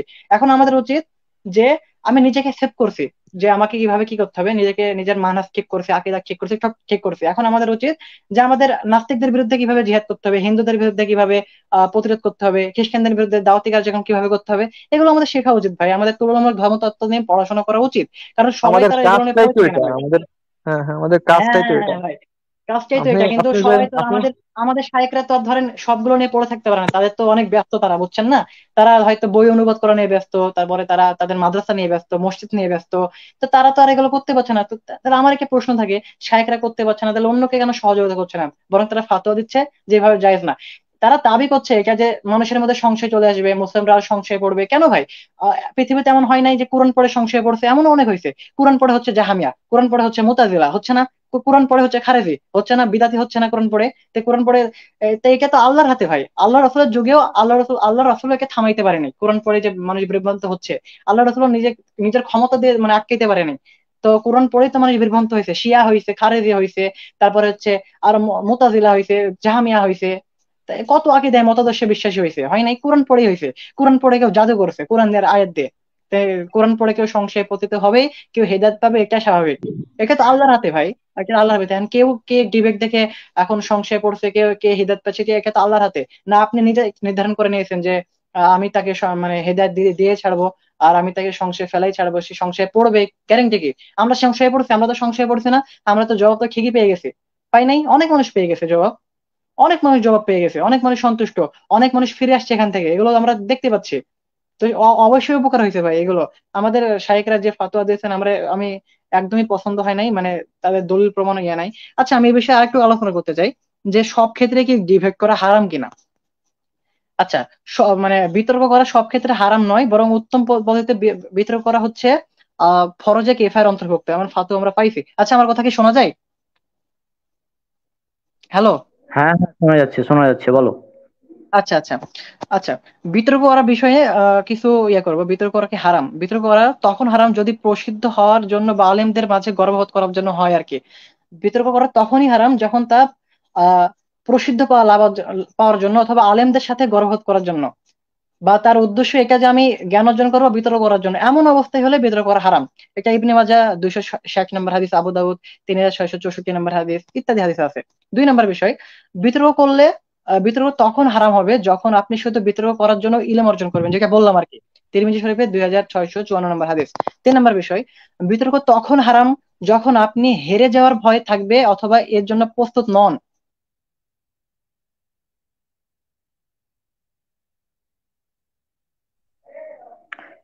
কথা হচ্ছে না, রুকন। আচ্ছা। হ্যাঁ হ্যাঁ, হ্যালো, শোনা যাচ্ছে না? 3 নাম্বার পয়েন্টের পরে কথা আসেনি আর, এখন বলো। কিন্তু আছে। আচ্ছা। হ্যাঁ, বিতর্ক করার অনুমতি দেওয়া হয়েছে। আল্লাহ তাআলা উত্তম আচরণের সাথে বিতর্ক করতে বলেছেন। যেমন আল্লাহ তাআলা বলেন 29 নম্বর সূরায় মানে সূরা আনকাবুতের 64 নম্বর আয়াতে যে আর তোমরা ঝগড়া বিতর্ক করো না ইহুদি নাসারের সাথে কেবলমাত্র উত্তম পদ্ধতি ছাড়া। আল্লাহ তাআলা ইহুদি নাসারদের সাথে মানে খ্রিস্টান আর হচ্ছে ইহুদিদের সাথে বিতর্ক করতে নিষেধ করছেন উত্তম পদ্ধতি ছাড়া। মানে উত্তম পদ্ধতিতে বিতর্ক করা জায়েজ, অবশ্যই জায়েজ। আচ্ছা, তারপর আল্লাহ তাআলা আরো বলেন যে আহ্বান করো তোমার রবের পথে প্রজ্ঞা দ্বারা এবং সুন্দর উপদেশ দ্বারা, এবং ঝগড়া বিতর্ক করো তুমি তাদের সাথে উত্তম আচরণ দ্বারা। 16 নম্বর সূরা মানে সূরা নাহলের 125 নম্বর আয়াত। স্পষ্ট আল্লাহ তাআলা উত্তম আচরণের সাথে বিতর্ক করতে বলছেন। আর আমরা দেখতে পেয়েছি ব্রাদার রাহুলের ভাইয়ের আচরণ এত সুন্দর, মাশাআল্লাহ, আল্লাহ তাআলা তাকে হেফাজত করুক। তো তিনি আচরণ, আমাদের যে বিতর্ক হয়েছে এখানে কিন্তু আহ এমন হয় নাই যে মানে আসাদ নূর খুব গালিগালাজ করেছে আল্লাহ রাসূলকে, বা আয়েশা রাদিয়াল্লাহু আনহা খুব গালিগালাজ করেছে, বরং অন্যান্য ভিডিওর চাইতে সে যে অন্যান্য ভিডিও করছে তার চাইতে অনেক মার্জিত ভাষায় তিনি আলোচনা করেছে আসাদ নূর। গালিগালাজের পরিমাণ করে কমে আসছে। আর আমাদের ব্রাদার রাহুল ভাই উত্তম আচরণের সাথে উত্তম উত্তম পদ্ধতিতে বিতর্ক করেছেন, আলহামদুলিল্লাহ, এটা আমরা দেখতে পেয়েছি। তো এখানে খারাপ কোথায়? এখানে খারাপ কোথায়? এগুলো তো আল্লাহ তাআলার কথার বিপরীতে না, তার কিতাবের বিপরীতে না। আচ্ছা, আরো অনেক দলিল রয়েছে এসব বিষয়ে যেগুলো আলোচনা করা যাইতে পারে। যেমন ইমাম ইবনুল কাইয়িম রাহিমাহুল্লাহ আল্লাহ তাআলার এই বাণীর ব্যাখ্যায় বলেন যে, হ্যাঁ, যে হে নবী, হিকমত এবং উত্তম উপদেশ সহকারে তোমার রবের পথে দাওয়াত দাও এবং লোকদের সাথে বিতর্ক করো সর্বোত্তম পদ্ধতিতে। আমাদের বিতর্ক করতে হবে সর্বোত্তম পদ্ধতিতে। সূরা নাহলের 125 নম্বর আয়াতের ব্যাখ্যায় ইবনুল কাইয়িম এটা বলেন, সর্বোত্তম পদ্ধতিতে বিতর্ক করতে হবে। আর আমরা দেখেছি ব্রাদার রাহুল ভাই একদম উত্তম পদ্ধতিতে, যত জ্ঞান গর্ভ আলোচনা তার মধ্যে পাবেন ভাই। আপনার শাইখরাও, আমাদের শাইখরাও যতই মানে বিষয়গুলো জানুক না কেন, যতই জানুক না, উত্তর সবগুলো জানা, এগুলোর উত্তর আমরাও জানতাম, কিন্তু এত উত্তম ভাবে যে তিনি উত্তর দিবেন এটা কিন্তু জানা ছিল না। অনেকে কিন্তু অবাক হয়েছেন, অনেক মাদানী আলেমও অবাক হয়েছেন যে তারা স্বীকার করতে বাধ্য হয়েছেন যে এত উত্তর ভাবে তিনি উত্তর দিয়েছেন, মানে ব্রাদার রাহুল ভাই এত উত্তম ভাবে উত্তর দিয়েছেন, তারাও জানতেন না, এত দলিল প্রমাণ সহকারে। এ ধরনের ডিবেট আগে কেউ দেখেছে বলে আমার মনে হয় না, কারণ এত উত্তম আচরণের সাথে এত ভাবে সুন্দরভাবে আলোচনা হয়েছে। সুতরাং এই আলোচনায়, এই বিতর্কে কোনো যে সমস্যা হবে বলে আমার কোনো মনে হয় না, বরং মানুষের উপকার হয়েছে, অনেক অনেক উপকার হয়েছে। কেউ যদি বিতর্কগুলো মনোযোগ দিয়ে সহকারে শুনে তাহলে সে বুঝতে পারবে যে আসলে উপকার হয়েছে না কি কোনো ক্ষতি হয়েছে কিনা। আচ্ছা, এই হচ্ছে আমার আলোচনা। তার কোনো অভিযোগ আছে কিনা বলো, মানে হলে আমরা এই আলোচনা সংক্ষিপ্ত এখানে শেষ করবো আর কি। আর তেমন কোনো অভিযোগ নাই। আর বিতর্কে যে উপকার হয় এটার একটা প্রমাণ তো ডক্টর জাকির নায়েক আমরা দেখেছি, তাই না? হ্যাঁ, দু হ্যাঁ, হাজার হ্যাঁ, সালে হ্যাঁ, হ্যাঁ, ক্যাম্বেলের সাথে, তারপর হ্যাঁ, বিভিন্ন আমরা তো নাস্তিকের সাথে। হ্যাঁ, আহমেদ দিদার আর ডক্টর জাকির নায়েককে শুধু এই কারণে চিনি যে তারা হ্যাঁ, নাস্তিকদের সাথে বিতর্ক করবে বা হিন্দু ইহুদির সাথে বিতর্ক করছে, এই কারণে চিনি আমি তাদেরকে। তারা গোটা পৃথিবীতে প্রসিদ্ধ পাইছে। আর উপকার হয় নাই, কত অমুসলিম মুসলিম হয়েছে, হ্যাঁ, কত নাস্তিক মুসলিম হয়েছে, হয় নাই? এইটাই। অনেক উদাহরণ দেওয়া যেতে পারে। হ্যাঁ, হ্যাঁ, জ্বলন্ত প্রমাণ তিনি আসলে। আর আমি তো নিজেও সংশয়ের মধ্যে ছিলাম ডক্টর জাকির নায়েকের বিতর্ক, তারপর হ্যাঁ, এই হ্যাঁ, হ্যাঁ, ভিডিওগুলো তো মানে ওই তো হ্যাঁ, আমরাও সংসারের মধ্যে ছিলাম এক টাইমে। প্রশ্ন আসতে পারে মানুষের মনে, যেমন হুম, এই প্রশ্নটাও অনেক গুরুত্বপূর্ণ ছিল যে আয়েশা রাদিয়াল্লাহু আনহার বিয়ে যে এত কম বয়সে হয়েছিল, অনেক মানুষের মধ্যে একটা সন্দেহ থাকতে পারতো যে এত কম বয়সে বিয়ে করলো, কেমন হলো বিষয়টা, কেমন লাগছে। তো এইগুলো তো আমাদেরকে আলোচনা করা দরকার, তাই না? নাস্তিকদের তো জবাব দেওয়া দরকার, তাদের দাবিগুলো তো খণ্ডন করা দরকার। আর ব্রাদার রাহুল ভাই সেটা করেছেন, আলহামদুলিল্লাহ, আল্লাহ তাকে হেফাজত করুক, দোয়া করি তার জন্য। আর আমরা চেষ্টা করব যাতে আরো ব্যাপকভাবে এগুলো বিষয়ে পড়াশোনা করে নাস্তিকদের বিরুদ্ধে মানে সর্বোত্তম জিহাদ করার, এইভাবে উত্তম আচরণের মাধ্যমে, উত্তম হুম, হুম। আচরণের মাধ্যমে এবং উত্তম পদ্ধতিতে ও সর্বোত্তম পদ্ধতিতে জিহাদ করা, এটা হচ্ছে জিহাদের অন্তর্ভুক্ত। জিহাদ মানে হ্যাঁ, তলোয়ার দিয়ে কাটাকাটি করা এমন কিছুই না। আর যারা বলছে হ্যাঁ, যে হত্যা করতে হবে, এই করতে হবে, তা ভাই আপনি হত্যা করেন, আপনি পারছেন না তো। আপনি আপনি বলছেন হত্যা করতে হবে, এই করতে হবে আসামিকে, তো আর আপনি তো যারা পাচ্ছেন না। যারা বলছে, না আমি একটা কথা বলি, যারা বলছে যে হত্যা করতে হবে, হ্যাঁ, আসাদ নূরের ফাঁসি হুম, চাই, তাই তো আসাদ হ্যাঁ, নূরকে হ্যাঁ, ভাইরাল করেছে পোস্ট দিয়ে দিয়ে। হ্যাঁ, হ্যাঁ, হ্যাঁ, হ্যাঁ, তাও ঠিক, তাও হ্যাঁ, ঠিক। ওরা নিজেরাই ভাইরাল করলো, এখন নাকি ডিবেটের কারণে নাকি ওই ভাইরাল হলো, অথচ হ্যাঁ, এমনটা অথচ কিছুই এটা হয়নি। মিথ্যা কথা, সে আগে থেকে ভাইরাল, অনেক ভাই, অনেক আগে থেকে আসাদ নূর অনেক ভাইরাল। সেটাই। হ্যাঁ, হ্যাঁ, সে আগে থেকে একটা অনেক জিনিস ভাইরাল। দেখেন ভাই, দেখেন একটা জিনিস বলি, 2013 সালের পূর্বে আমার মনে হয় না বাংলাদেশে এই যে সম্প্রতি যে পরিমাণে নাস্তিকরা বিভিন্ন পেজ খুলে খুলে বসে আছে, ব্যবসা শুরু করছে, এটা হ্যাঁ, 2013 সালের পূর্বে ছিল না। হয়তো হয়তো মানে 100% হুম, ছিল না, একমাত্র তসলিমা নাসরিন আমরা জানতাম যে নাস্তিক হুম, বলতে হুম, শুধু তসলিমা নাসরিন নাস্তিক। হ্যাঁ, সে লেখক হুম, হিসেবে হুম, ছিল। এই ছাড়া কিন্তু কোনো নাস্তিক ছিল না। কিন্তু দেখেন এখন কি পরিমাণে লোক এই নাস্তিকতার দিকে ধাবিত হচ্ছে, এবং তারা হ্যাঁ, হ্যাঁ, বিভিন্ন প্ল্যাটফর্মে নাস্তিকতা মতবাদ প্রসারণ করার জন্য তারা কাজ করতেছে। এমনকি হুম, হুম, হুম, মানে সমকামিতার মতো একটা জঘন্য মহামারী, হ্যাঁ, হ্যাঁ, সেটার সমাজে মানে ব্যাপক করে দেওয়ার জন্য আসাদ নূরের দেখেন পেজে ওর কিন্তু উপরে হ্যাঁ হ্যাঁ লিখে হ্যাঁ দেওয়া হ্যাঁ, আছে ওর পেজের ইসে দেখেছি দেখেছি কি দেখেছি, গায়ে হ্যাঁ হ্যাঁ। বাংলায় আছে, ঠিক আছে? হুম হুম হুম। তাহলে তাহলে তাহলে চিন্তা করেন এরা কোন পরিমাণে মানে নোংরাত্মক জঘন্য। একটা মতবাদ ছড়াচ্ছে। আর এটা হুম আমরা এটার বিরুদ্ধে কাজ করব, এটা করা যাবে না, এটা বিভিন্ন সমস্যা হবে। আরে ভাই কি মানে হ্যাঁ। বলবো এখন, আমার মনে হয় বাংলাদেশে এমন কোনো লোক নাই, এমন কোন লোক নাই যে তারা জানে না যে এক শ্রেণীর লোক এমন আছে যারা নাস্তিক। আর হুম মুফতি হুম হুম মাসুদ এমন কি আছে চেনে না মুফতি মাসুদ? হুম হুম হুম হুম, মুফতি সে মানুষই নাস্তিক। হুম। আমি যখন মনে করেন এই যে লাইভটা যখন মানে আলোচনা হলো, ব্রাদার রাহুল হুম। হোসেন যখন চ্যালেঞ্জ করলেন, তখন আমি একটা জিনিস মনে হয় ভাবতেছিলাম যে এত টপিক থাকতে আমি আমি জানি যে এটা যত টপিক আসছে ইসলামের, বুঝছেন, সব থেকে হ্যাঁ মানুষ বেশি বিভ্রান্ত হয় আপনার এই আহ, মানে রাসূলুল্লাহ সাল্লাল্লাহু আলাইহি ওয়াসাল্লামের স্ত্রীদের একটা সমস্যা, আর একটা হ্যাঁ হলো হ্যাঁ হ্যাঁ। দাস প্রথা। হুম। হুম হুম কিন্তু হুম হুম। এটার এত সুন্দর উত্তর, এটা আমি 100% জানতাম যে নাস্তিকরা এটা থেকে মানে জিততে পারবে না। কিন্তু পারবে আমি না, হ্যাঁ। বারবার এটা ভাবতেছিলাম যে জিততে পারবে না ঠিক আছে, কিন্তু যে একটা খারাপ মতবাদ এটা হয়তো লোকদের মাঝে ছড়িয়ে যাবে, মানুষ এই সম্পর্কে জানতে পারবে, এরকম ভাবছিলাম যে বিরাদার রাহুল কিভাবে তো আমি জানতাম ওই আলোচনায় আসলে ওরা ঘন ঘন শুধু রেফারেন্স হবে, এটা আমার আগে থেকে তা তো জানা ছিল। অবশ্যই, হ্যাঁ আর হ্যাঁ একটা হ্যাঁ, তা হলো তো অবশ্যই। মোরালিটি, আপনার নৈতিকতা, এই নৈতিকতার হুম। প্রশ্নটা বিরাদার রাহুল নিয়ে আসবে, ও জীবনেও পারবে না এটা আমি জানতাম। ঠিক আছে। সে তারপর পারেও আলোচনাটা নাই ভাই, হলো, পারেও নাই। মনে করেন কিন্তু আমি ভাবতে পারিনি যে ওকে যে এইভাবে আপনাকে দলিল ধরে ধুয়ে হ্যাঁ, দেবে, এটা কখনোই ভাবতে হয়ে পারিনি ভাই। গেছে একদম ভাই, মানে লাইভে দেখেন ভাই মানে প্রথমে যে শুরুর আলোচনা দিকে করেছিল ভাই 25 এটা মিনিটের। আসাদ হ্যাঁ হ্যাঁ। আসাদ নূর কিন্তু খুব হাসান নূর শুরুতে আপনার মানে লাইভটা শুরুতে যখন ওকে 25 মিনিট দেওয়া হলো, ও কিন্তু খুব হুম। কনফিডেন্স নিয়ে আলোচনা করতেছিল। হ্যাঁ কিন্তু হ্যাঁ একটা হ্যাঁ, তা তো পর্যায়ে দেখছি। যে ও কিন্তু ব্যাট পুরো নার্ভাস হয়ে একদম একদম মানে গুলিয়ে মিলিয়ে একদম খেয়ে ফেলছে। তারপর ও খালি ভাই কোনো ওইটাই। কথা নেই, খালি শুধু কিছু বললি রেফারেন্স। হ্যাঁ হ্যাঁ আর হ্যাঁ, রেফারেন্স ওর কত ওইটাই। লাগবে, ওর তত রেফারেন্স দেওয়া হয়েছে। মানে প্রথমে এই ব্রাদার জিনিসটা ভালো রাহুলের যে লাগছে আলোচনাটা সবচেয়ে। করেছে, প্রথমে তিনি যে আলোচনাটা করেছেন ব্রাদার রাহুল ভাই 25 মিনিটের, হম হম মানে একদম ধুয়ে দিতে ভাই। ভাই ওখানে আলোচনা শেষ। যে 25 মিনিট শুনবে সে বুঝতে পারবে ভাই যে আসাদ নূর কতটুকু সঠিক হম ছিল আর সে কতটুকু সঠিক। 25 মিনিটে ভাই যে প্রশ্নগুলো করেছে ভাই, মানে একদম মারাত্মক প্রশ্ন ভাই। একটা উত্তর দিতে পারে নাই। মানে আমি তো ভাবলাম আসাদ নূর হয়তো দুই একটা মানে প্রশ্ন ভালো করে পড়ে উত্তর দেওয়ার চেষ্টা করবে ভালো করে, কিন্তু সে তো কিচ্ছু পারে নাই ভাই, কিচ্ছু না ভাই, একটা উত্তর দিতে পারে নাই ভালো করে। সে বারবার এটা বলছে যে প্রথম আলোচনায় আমি আর উত্তর দিয়েছি সবগুলোর, একটার উত্তর দেয় নাই ভাই ভালো করে, ঠিক মতো একটার দেয় নাই।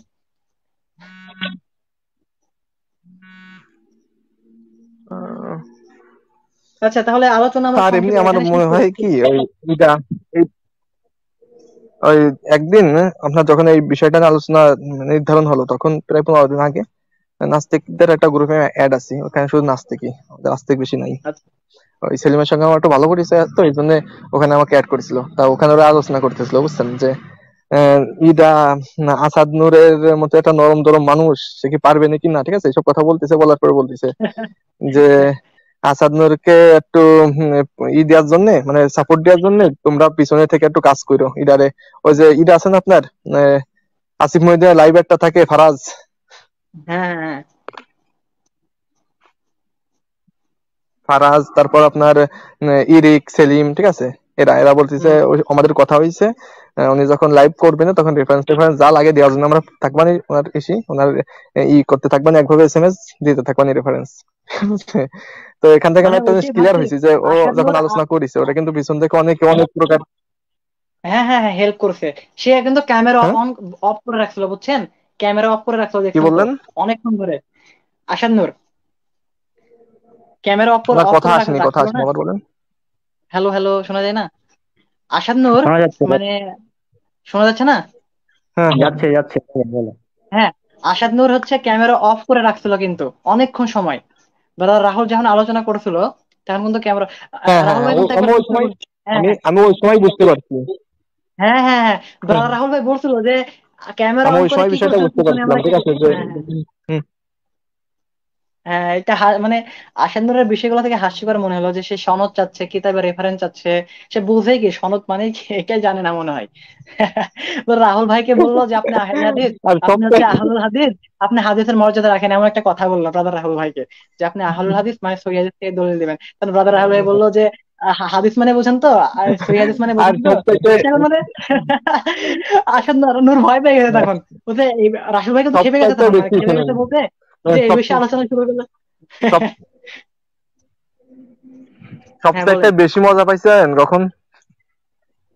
সবচাইতে বেশি মজা পাইছি যখন ওই যে মানে লাইভটা শেষ হওয়ার মনে করেন 2-3 মিনিট আগে হ্যাঁ হ্যাঁ ইদা বিরাদার রাহুল যখন কথা বলতেছিল, আসানুর শুধু মুসকি মুসকি হাসছিল। আসতেছে। হ্যাঁ ওই হ্যাঁ হাসিটা ওইটা আমার হাসছিল সবচেয়ে বেশি মানে, মজা দিচ্ছে ভাই। মানে ভাই আমার তো ভাই পরাজয়ের পাগল হাসিটা লাগছে যে ভাই মানে, কেমন আসলে, পরাজয়ের হাসি হেরে কেমন সেটা অনুভব পরে করতে যায় পারছি হাসি। তখন। ভাই আমার যে ভাই মজা পাইছে ভাই, মানে প্রচুর এনজয় করছি ভাই সেদিন, অনেক এনজয় করছি ভাই। মানে আসাদ নূরের বিষয় তার কিন্তু ঘাম ছুটে গেছে ভাই, বুঝছেন, ঘাম ছুটে গেছে একদম তার, মানে ব্রাদার হলের এই এগুলো দেখে, তার স্লাইড গুলো চেহারা দেখে দিকে তার তাকালে তো অবস্থা বোঝা খারাপ যাচ্ছে ভাই। ভাই চেহারা। এত সুন্দর স্লাইড গুলো সাজাইছে, মানে এগুলো দেখে সে আরো বেশি হতভম্ব, মানে সে কি করবে বুঝতে পারছে না, আর উল্টা পাল্টা জবাব দেয় আমি যে আমি ফাতিমা রাদিয়াল্লাহু, হ্যাঁ হ্যাঁ, ফাতিমা রাদিয়াল্লাহু আনহা বিয়ের একটা বয়স বয়স নিয়ে বলছিল 15 বছর 5 মাসের একটা কথা উল্লেখ আছে। তো সে মনে করেছে, সে উল্টা পাল্টা দেখায়, আয়েশা রাদিয়াল্লাহু আনহার বয়স 9 বছর দেখাতে চায়, মানে সে ওখানে ঘাবড়াই গেছে একদম, বুঝছেন, মানে ওই বিষয়টা আরো বেশি মজা লাগছে যে যে পরিমাণে ব্রাদার মনে রাহুল করেন দেখাচ্ছে। ইদা ইদা আপনার বিরাদার রাহুল যেভাবে রেফারেন্স গুলো সাজাইছে থাম্বনেইল আকারে, হ্যাঁ ঠিক আছে, আমার কাছে হ্যাঁ, এইগুলো সবচেয়ে বেশি ভালো লাগিছে। তো এমনি ওগুলো দেখে ওইটাই তো ভাই, হতভম্ব হয়ে গেছে আসাদনুর। শেষ ভাই, আমি শেষ, এখানে শেষ।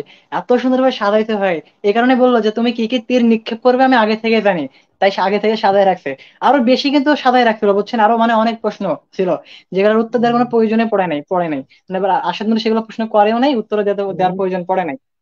এমনি এমনি এসব বিষয় নিয়ে ঠিক আছে যে মিনার ভাইটাই ঠিক আছে, তো সাফিক হম ভাই হম, ওরা সব একসাথে হ্যাঁ কাজ হ্যাঁ করছে, হ্যাঁ তো বিরাদার রাহুল টাহুল একসাথে হ্যাঁ কাজ হ্যাঁ করেছে হ্যাঁ অনেক হ্যাঁ, আগে থেকে। খুবই আলোচনা তাদের সুন্দর ভাই, মানে আলোচনা তারা যে আলোচনা করে খুবই ভালো লাগে তাদের আলোচনা হুম, হুম, শুনলে। হুম। হ্যাঁ একদম আজকে তো ভাই, এরে বাংলা ভাষায় জানেন কি বলে? না, শোনেন শোনেন রনক ভাই, আমি একটু বলি, এটাকে বাংলা হ্যাঁ ভাষায় কি বলে শুনবেন? এটাকে বলে একদম ভরে দিয়েছে বলে। এরকম একটা আচ্ছা কি কমেন্ট, বলবো। না না, এরকম একটা পোস্ট রুকন তোমাকে মনে হয় দিয়েছিলাম গতকাল নাকি, এক হিন্দু কমেন্ট করেছিল, মানে পোস্ট করেছিল, মানে উল্টা পোস্ট হ্যাঁ, করেছিল যে আসাদুর নাকি ব্রাদার রাহুলকে, মানে হাস্যকর। কি লাগছে, কি গেছে, আরে কি লাগছে। ভাই, ওরা তো শুনেন, নাকি যে একটা এরকম একটা যে বিষয় হলো একজন পরাজয়ের লিখেছিল, হাসি। শুনেন, এক হিন্দু লিখেছিল এভাবে পোস্ট দিয়েছিল যে আসাদ নূর ব্রাদার রাহুলকে ভরে দিয়েছে, এভাবে পোস্ট দিয়েছিল। হম, আমার সাথে তো ভাই কাটছে শুনেন যে আমি বলি, উল্টা। একটা হলো রনক ভাই শুনেন, একটা হলো পরাজয়ের হাসি, আর একটা হলো হ্যাঁ পরাজয়ের পরে আবার জয়ের দাবি করে বিভিন্ন উক্তি করা, এটা দুটো একদম সমান, দুটো একটা হাস্যকর বিষয়। জি জি জি। ওরা সবাই দাবি করতেছে ওরা জিতে গেছে, কিন্তু কারা জিতেছে ভাই?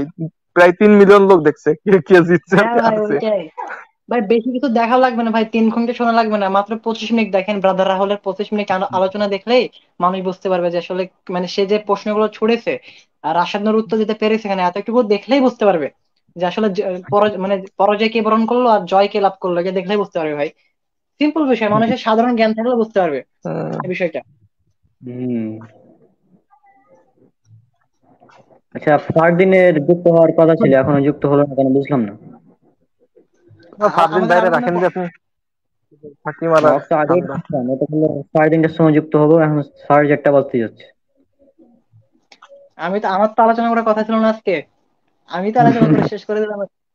আমার তো কোনো হ্যাঁ, কথাই নাই এই বিষয়ে, আমি আমি তো সত্যি বলতে কোনো প্রিপারেশন নেইনি, কিচ্ছু নেই নাই, তুমি আমাকে বললা যে এমন এমন। হ্যাঁ, যাই হোক, সেটাই। আজকে আলহামদুলিল্লাহ মসজিদে যাওয়া লাগে নাই আজকে, এই কারণে ফ্রি ছিলাম, যদিও কোনো প্রস্তুতি নাই, এখন তুমি বললা এখন কি করবো, আলোচনা করতে হবে, করলাম। তোমরা করলে আমি হ্যাঁ, শুনতাম আর কি, তোমরা করলে আলোচনা, তোমরা করলে আমি শুনতাম, কিন্তু দেখছি আমাকে হুম। করতে হলো, সমস্যা নেই আলহামদুলিল্লাহ। ওখানে ওখানে যে বিষয়টা আমরা উল্লেখ করলাম, ওই যে 9 বছরের সহবাস করেছিলেন কিনা, এই বিষয়টা আর একটু হ্যাঁ, ক্লিয়ার করে দিলে মানে হতো, এটা নিয়ে মানে নাস্তিকটা বেশি লাফালাফি করছে এখন। আচ্ছা আচ্ছা, এটা হ্যাঁ নিয়ে ভিডিও বানানো উচিত, একটা মানে আলাদা ভিডিও বানানো উচিত হয়তো। হ্যাঁ, হ্যাঁ হ্যাঁ, তারা তো যদিও ধরেন এটা আরবি বোঝে না, তারা তো, শোনো, তারা তো ধরো আরবি জানে না, তাদেরকে আর কি বোঝাইবা, বুঝছো, নাস্তিকরা তারা আরবি বোঝে না। সেটা- সেখানে বালাউবি আর হলো দুখুলুবি যে শব্দগুলো উল্লেখ আছে, সেগুলো অর্থই হচ্ছে হচ্ছে ধরো সাক্ষাৎ করা, একত্রিত হওয়া, এমন অর্থ আসে সেগুলো, হুম। মানে বাসর করার অর্থ আসলে, যেটা মানে আসলে বাসর করার অর্থ ব্যবহার করা হয়। এখন এটা তো আর তাদের মাথায় ঢুকবে না, তাদের মাথায় থেকে ইয়া করবে না যে বাসর করার অর্থ এটা নয় যে একত্রিত, মানে সহবাস করতে হবে এমন কোনো সত্য না বাসর করার অর্থ, এটা তারা বুঝবে না। ব্রাদার রাহুল ভাই গুগল থেকেও দেখাইছে যে বাসর করার অর্থটা দেখে নিন, যদিও আসাদ নূর হুম। এটা বোঝে নাই, উল্টা পাল্টা প্রশ্ন করেছে, মানে অনুবাদ দেখায় মানে ভুল অনুবাদ দেখায়, এটা বলছে আর কি। আর যদি এটা হয়েও থাকে, সহবাস যদি হয়েও থাকে, তবুও তো এখানে কোনো দাবি রাখার প্রশ্ন রাখে না তারা। কারণ আমরা প্রমাণ দিয়েছি যে আয়েশা রাদিয়াল্লাহু আনহু ফিট ছিলেন, একদম পরিপূর্ণ, 9 বছরে তিনি একদম নারীতে রূপান্তরিত হয়েছিলেন, তিনি শিশু ছিলেন নাকি প্রমাণ করছে না? তো যেটাই হ্যাঁ, অনুবাদ যেটাই হোক না কেন, দুই দিক থেকে সঠিক আছে। হ্যাঁ। হ্যাঁ আর হ্যাঁ, নাস্তিকদের মাথায় তো সেক্স ছাড়া কিছু নাই, বাসর মানেই সেক্স। হ্যাঁ হ্যাঁ হ্যাঁ, মানে ওইটাই তো ভাই, একটা মানে উল্টা পাল্টা পাইলেই ওইটা নিয়ে চলে আসবে। মানে তারা ভাবে বাসর মানে হচ্ছে এই করতে হবে, এই করতে হবে, এই করতে হবে, আর বোঝে না হুম, ভাই এদেরকে। নাস্তিক মানে বিনোদন, ভাই একটা কথা আছে না, নাস্তিক মানে বিনোদন। তো বিষয় হচ্ছে হ্যাঁ, এটাই, হ্যাঁ, তাদের থেকে বিনোদন নিতে হবে, আমাদের শুধু বিনোদন নেবো আমরা, কি আর কিচ্ছু নিবো না তাদের থেকে। তাদের থেকে নিয়ত তো কিছু হ্যাঁ, নাই। তাদের বোঝে না, বিজ্ঞান পড়াইতে আসছিল কালকে, বিজ্ঞান মানে বোঝে সে, বিজ্ঞানই বোঝে না। বিজ্ঞান পড়লে কেউ নাস্তিক হয়? বিজ্ঞান পড়লে কি নাস্তিক হয়? সেটাই তো। হয়তো এই তো বড় বড় বিজ্ঞানীরা আবিষ্কার করে গেল, তারা নাস্তিক হইলো না। হ্যাঁ, কে কিছু বলছিল কেউ? হ্যাঁ, রিজাল ভাই মনে হয় কিছু বলতে চাচ্ছিলেন। কথা কথা না, শোনা যায় না বলবো আপনার। না, মানে বলতেছি যে সব থেকে হাসি পাই একটা বিষয় নিয়ে, সেটা হলো আপনার ওই আসাদ নূর সব থেকে বেশি বেশি লাফায় হলো বিজ্ঞান নিয়ে আসাদ নূর। ঠিক আছে, আপনার ও ওই যে এনাতুল আব্বাসী টাব্বাসী বিভিন্ন লোকদের ও ভুল ধরে, মিজানুর রহমান আজহারির ও বিজ্ঞান হ্যাঁ হ্যাঁ সংক্রান্ত ভুল ধরে। অথচ হ্যাঁ হ্যাঁ, ভাই সত্যি কথা, আজ অব্দি আমি অনেক ওর ভিডিও দেখছি, অনেক ভিডিও ঘাটাঘাটি করছি যে ওর কি বিজ্ঞান চর্চা আছে। ওর একটাও আমি বিজ্ঞান সংক্রান্ত কোনো ভিডিও পাইনি। আসিফ মহিউদ্দিন দেখেছি, ওর মাঝে একটা কিছু আছে, কিন্তু ওর একটা ভিডিও দেখলাম না।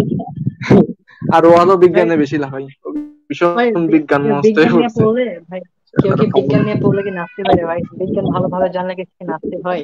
এটা সাধারণ জ্ঞানের বিষয় একটা। আরে উল্টে শোনেন, শোনেন উল্টে উল্টে কিছুদিন আগে ও একটা, ওই যে ছোট যে পেজটা, ওটা এই নিয়ে আমি একটা ভিডিও বানাচ্ছিলাম, আর অনেক ভাই তো দেখছে। ওই ও একটা পোস্ট করেছে বুঝছেন, যে সাইদিরা যখন ওই যে ইয়ে হলো, সাইদির ওই যে একটা সিস্টেম হলো না, যে 2012 সালে আমি বাইসাইকেল চালাতাম, যেটা বর্তমান সময়ে হেলিকপ্টার চালানোর সমান, এরকম একটা কথা ভাইরাল হয়েছিল না, হ্যাঁ হ্যাঁ এরকম একটা ট্রিট। হ্যাঁ হ্যাঁ হ্যাঁ হ্যাঁ হ্যাঁ আমার কিছুদিন আগে হ্যাঁ, এরকম একটা ভাইরাল হয়েছিল। তা হ্যাঁ এটাকে হ্যাঁ হ্যাঁ ঠাট্টা করে ও আসাদুর একটা পেজে লিখছে যে যে আসাদুর একটা লিখছে যে কি বলে 2012 সালে আল্লামা সাইদিকে চাঁদে দেখা গিয়েছিল, যেটা বর্তমান সময়ে কি বলে মিল্কি ওয়ে গ্যালাক্সিতে যাওয়ার সমান। হ্যাঁ ঠিক হ্যাঁ আছে, হ্যাঁ, দেখছি মানে দেখছি দেখছি, হ্যাঁ। 2012 সালে আসাদুর কত ওরা হাস্যকর একটা বিষয়, চিন্তা করেন। ভাই ওই ওই ভাই ও মজা বলে করে ভাই, বিজ্ঞান জানো, বললাম না, মিল্কি ভাই নাস্তিক মানে বিনোদন। হ্যাঁ, শুধু বিনোদন নেবেন তার থেকে, আর কি বলবো মিল্কে আর। গ্যালাক্সিটা যে কোন জায়গা, মিল্কে গ্যালাক্সি যে কি জিনিস কোথায় আছে, এতটুকু ন্যূনতম জ্ঞান যার মধ্যে নেই ভাই, সে আবার হ্যাঁ কিভাবে ভাই, হ্যাঁ, বিজ্ঞান বিজ্ঞান এলাকায়, আমার একটু বুঝান তো। ওইটাই তো এটা ভাই, একটা ওইটাই। ক্লাস 5 এর একটা বাচ্চা, সেও বুঝে। ভাই আমার একটা পাগল। প্রশ্ন আছে এখানে, প্রশ্নটা হচ্ছে ব্রাদার রাহুল আলোচনা করছিল, তখন সে ক্যামেরা অফ করে কি করছিল, এটা জানার খুব ইচ্ছা ভাই। সে কি ভয়ে একদম মানে ভীত হয়ে ঘামটা মুছছিল না কি করছিল? ভাই এটা খুব জানার ইচ্ছা ভাই, সে করছিলটা কি তখন? মানে অনেকক্ষণ ক্যামেরা অফ করে রাখছিল, কিন্তু একটা সময় দেখলাম মানে প্রায় কয়েক মিনিটের বেশি করছিল কি, মানে সে কি ভয়ে একদম দলিল টলিল লাফালাফি করছিল কিনা, কি করছিল, এটা খুব জানার আগ্রহ ভাই আমার। তা আশানুরকে এই বিষয়টা ভিডিও বানাইতে বলতে হবে, যে ভাই কি করছিলেন তখন ভাই আপনি? আমি তো ভাবলাম পালাইলো নাকি, আল্লাহ জানে, মানে ক্যামেরা অফ করে পালাইলো নাকি, ওইটা ভাবছিলাম। আমার যেটা মনে হয়, ক্যামেরা আর মাইক অফ করে কান্নাকাটি করছিল, কারণ ওই কার হ্যাঁ সাথে হ্যাঁ, হতে পারে ভাই।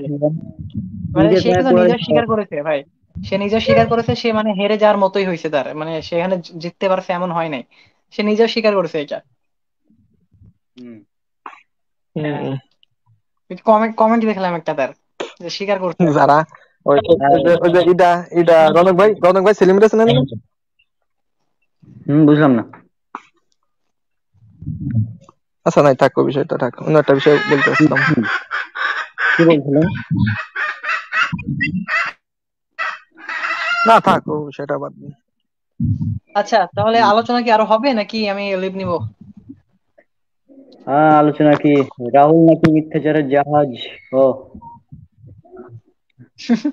এগুলো ভাই কি, এগুলো অযথা দাবি, এগুলো সেদিন কি খণ্ডন লিখছে, করতে হবে, মানে এগুলো রাহুল দেখি এগুলো দাবি করবে রাহুল ভাই, দেখি ভাই কিছু আগ্রহ মিথ্যাচারের থাকে ভাই, জাহাজ, বুঝছেন? সরাসরি মুখের উপর। কি লিখছে? সেলিম সেলিম করে কি মানে অনেক লাফালাফি করে, ঠিক আছে। এ এ আচ্ছা। এ প্রচুর লাফালাফি করে, গ্রুপটাতে বসে অনেক লাফাই। যে ও আগের দিন দাবি করতেছিল যে ব্রাদার রাহুলকে এই টপিকে আমার সাথে আসতে বলেন, কান দাই দেবে একদম, ঠিক আছে, ও বলতেছিল। আমি আমি ওরা বলতেছিলাম ভাই আপনার ব্রাদার রাহুল মনে যাওয়া লাগবে না, আমাদের সঙ্গে একটা বিষয় লাইভে আসেন। ও আবার লাইভে কিন্তু আসতে চাই না, ঠিক আছে। ও কলে মানে গ্রুপ কলে বসে ওরা কান দাই দেয়। আমাকে আর একটা ভাই আছে, উনি বলতেছিল যে যে আসাদ নূর কে আসেন, এটা তো কি কাই ব্রাদার রাহুল তো কিছু করতে পারিনি, কান দাতি পারিনি, আসাদ নূর রে বা ইদারে নিয়ে আইসেন আমার কাছে, একদম প্যান খুলে ছাড়িয়ে দেবো, কাইন দিয়ে একদম বলে শিয়েনার চোখের পানি এক করে ফেলবে। ভালো লাগলো ওর কথাটা।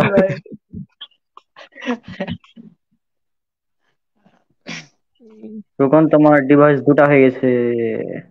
আচ্ছা রনক ভাই, হ্যাঁ, আমি তাহলে আলোচনাটা এখন এই পর্যন্ত শেষ করেন, হ্যাঁ বুঝছেন হ্যাঁ, ভাই।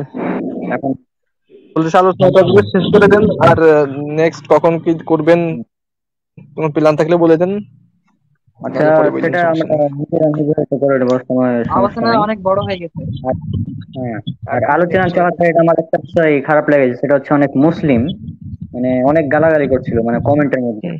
মানে কমেন্ট করে আসছিল তো, মানে এই বিষয়টা মানে একটু কেমন লাগছে। বিষয় হচ্ছে কমেন্টে গালাগালি করার যে কি আছে, ডিবেট চলছে। আচ্ছা, কি অনেক মুসলিম কি আরেকবার বলেন তো, অনেক মুসলিম কি হয়েছে? মানে অনেক মুসলিম আবার মানে তাকেও মানে অনেক অমুসলিমও তার রাহুলকে, তখন আবার কিছু মুসলিম তার মানে জবাব দেওয়ার চেষ্টা করছিল কমেন্টের মধ্যেই। মানে গালাগালি কমেন্ট করছিল, গুলো হ্যাঁ দেখছিলাম আমিও। হ্যাঁ হ্যাঁ হ্যাঁ, আমি এই অবাক বিষয়টা আমার হয়েছি ভাই, অবাক হয়েছি, জাস্ট অবাক। আমি তো আমার ভাই, আমার আমার ফ্রেন্ড লিস্টে অনেকে আহলে কোরআন আছে, বুঝছেন। হুম হ্যাঁ হুম। আমার ফ্রেন্ড লিস্টে অনেক আহলে কোরআন আছে। আমি জানতাম এরা এমনি হাদিস শেয়ার করে, ঠিক আছে, আমাদেরকে অপছন্দ করে, ঠিক আছে, কিন্তু ভাই আমি এটা জানতাম না যে এরা রাসূল সাল্লাল্লাহু আলাইহি ওয়াসাল্লামকে অপছন্দ করে। এরা, এটা আমি দেখে জাস্ট অবাক হয়েছি। হ্যাঁ, ওরা বিরাদার নাউজুবিল্লাহ। রাহুলের পক্ষ মানে বিপক্ষ করে আসাদ নূরের পক্ষ নিয়ে, বুঝছেন, আসাদ নূরের পক্ষ হাই হাই, নিয়ে বিভিন্ন প্রকারের কথা বলতে, রসুলের চরিত্র নিয়ে প্রশ্ন করতেছে, ঠিক আছে। আমি জাস্ট অবাক হয়েছি, একটা সে আহলে কোরআন, তারপর তো সে ইমানের দাবি করে, আমাদের কাছে সে তো ভাই আহলে মুমিন না, কোরআনটা তারা, তারপর সে ইমানের দাবি আহলে করে, সে কোরআন কিভাবে তো এই তারা, কথাগুলো বলতে পারে তাহলে? এরা ভাই নাস্তিকদের থেকে জঘন্য, আহলে কোরআনটা নাস্তিক থেকে জঘন্য। কারণ একটা আহলে কোরআন মানে একটা নাস্তিক, বুঝছেন ভাই, একটা নাস্তিক সে শুধু নাস্তিক, সে মুরতাদ আমাদের ভাষায়। কিন্তু একটা আহলে কোরআন সে মুনাফেক, সে মুরতাদ তো আগে হয়েছে, হওয়ার পর আবার মুনাফেক, ইসলামের ভিতরে থেকে ইসলামের ক্ষতি করে এরা।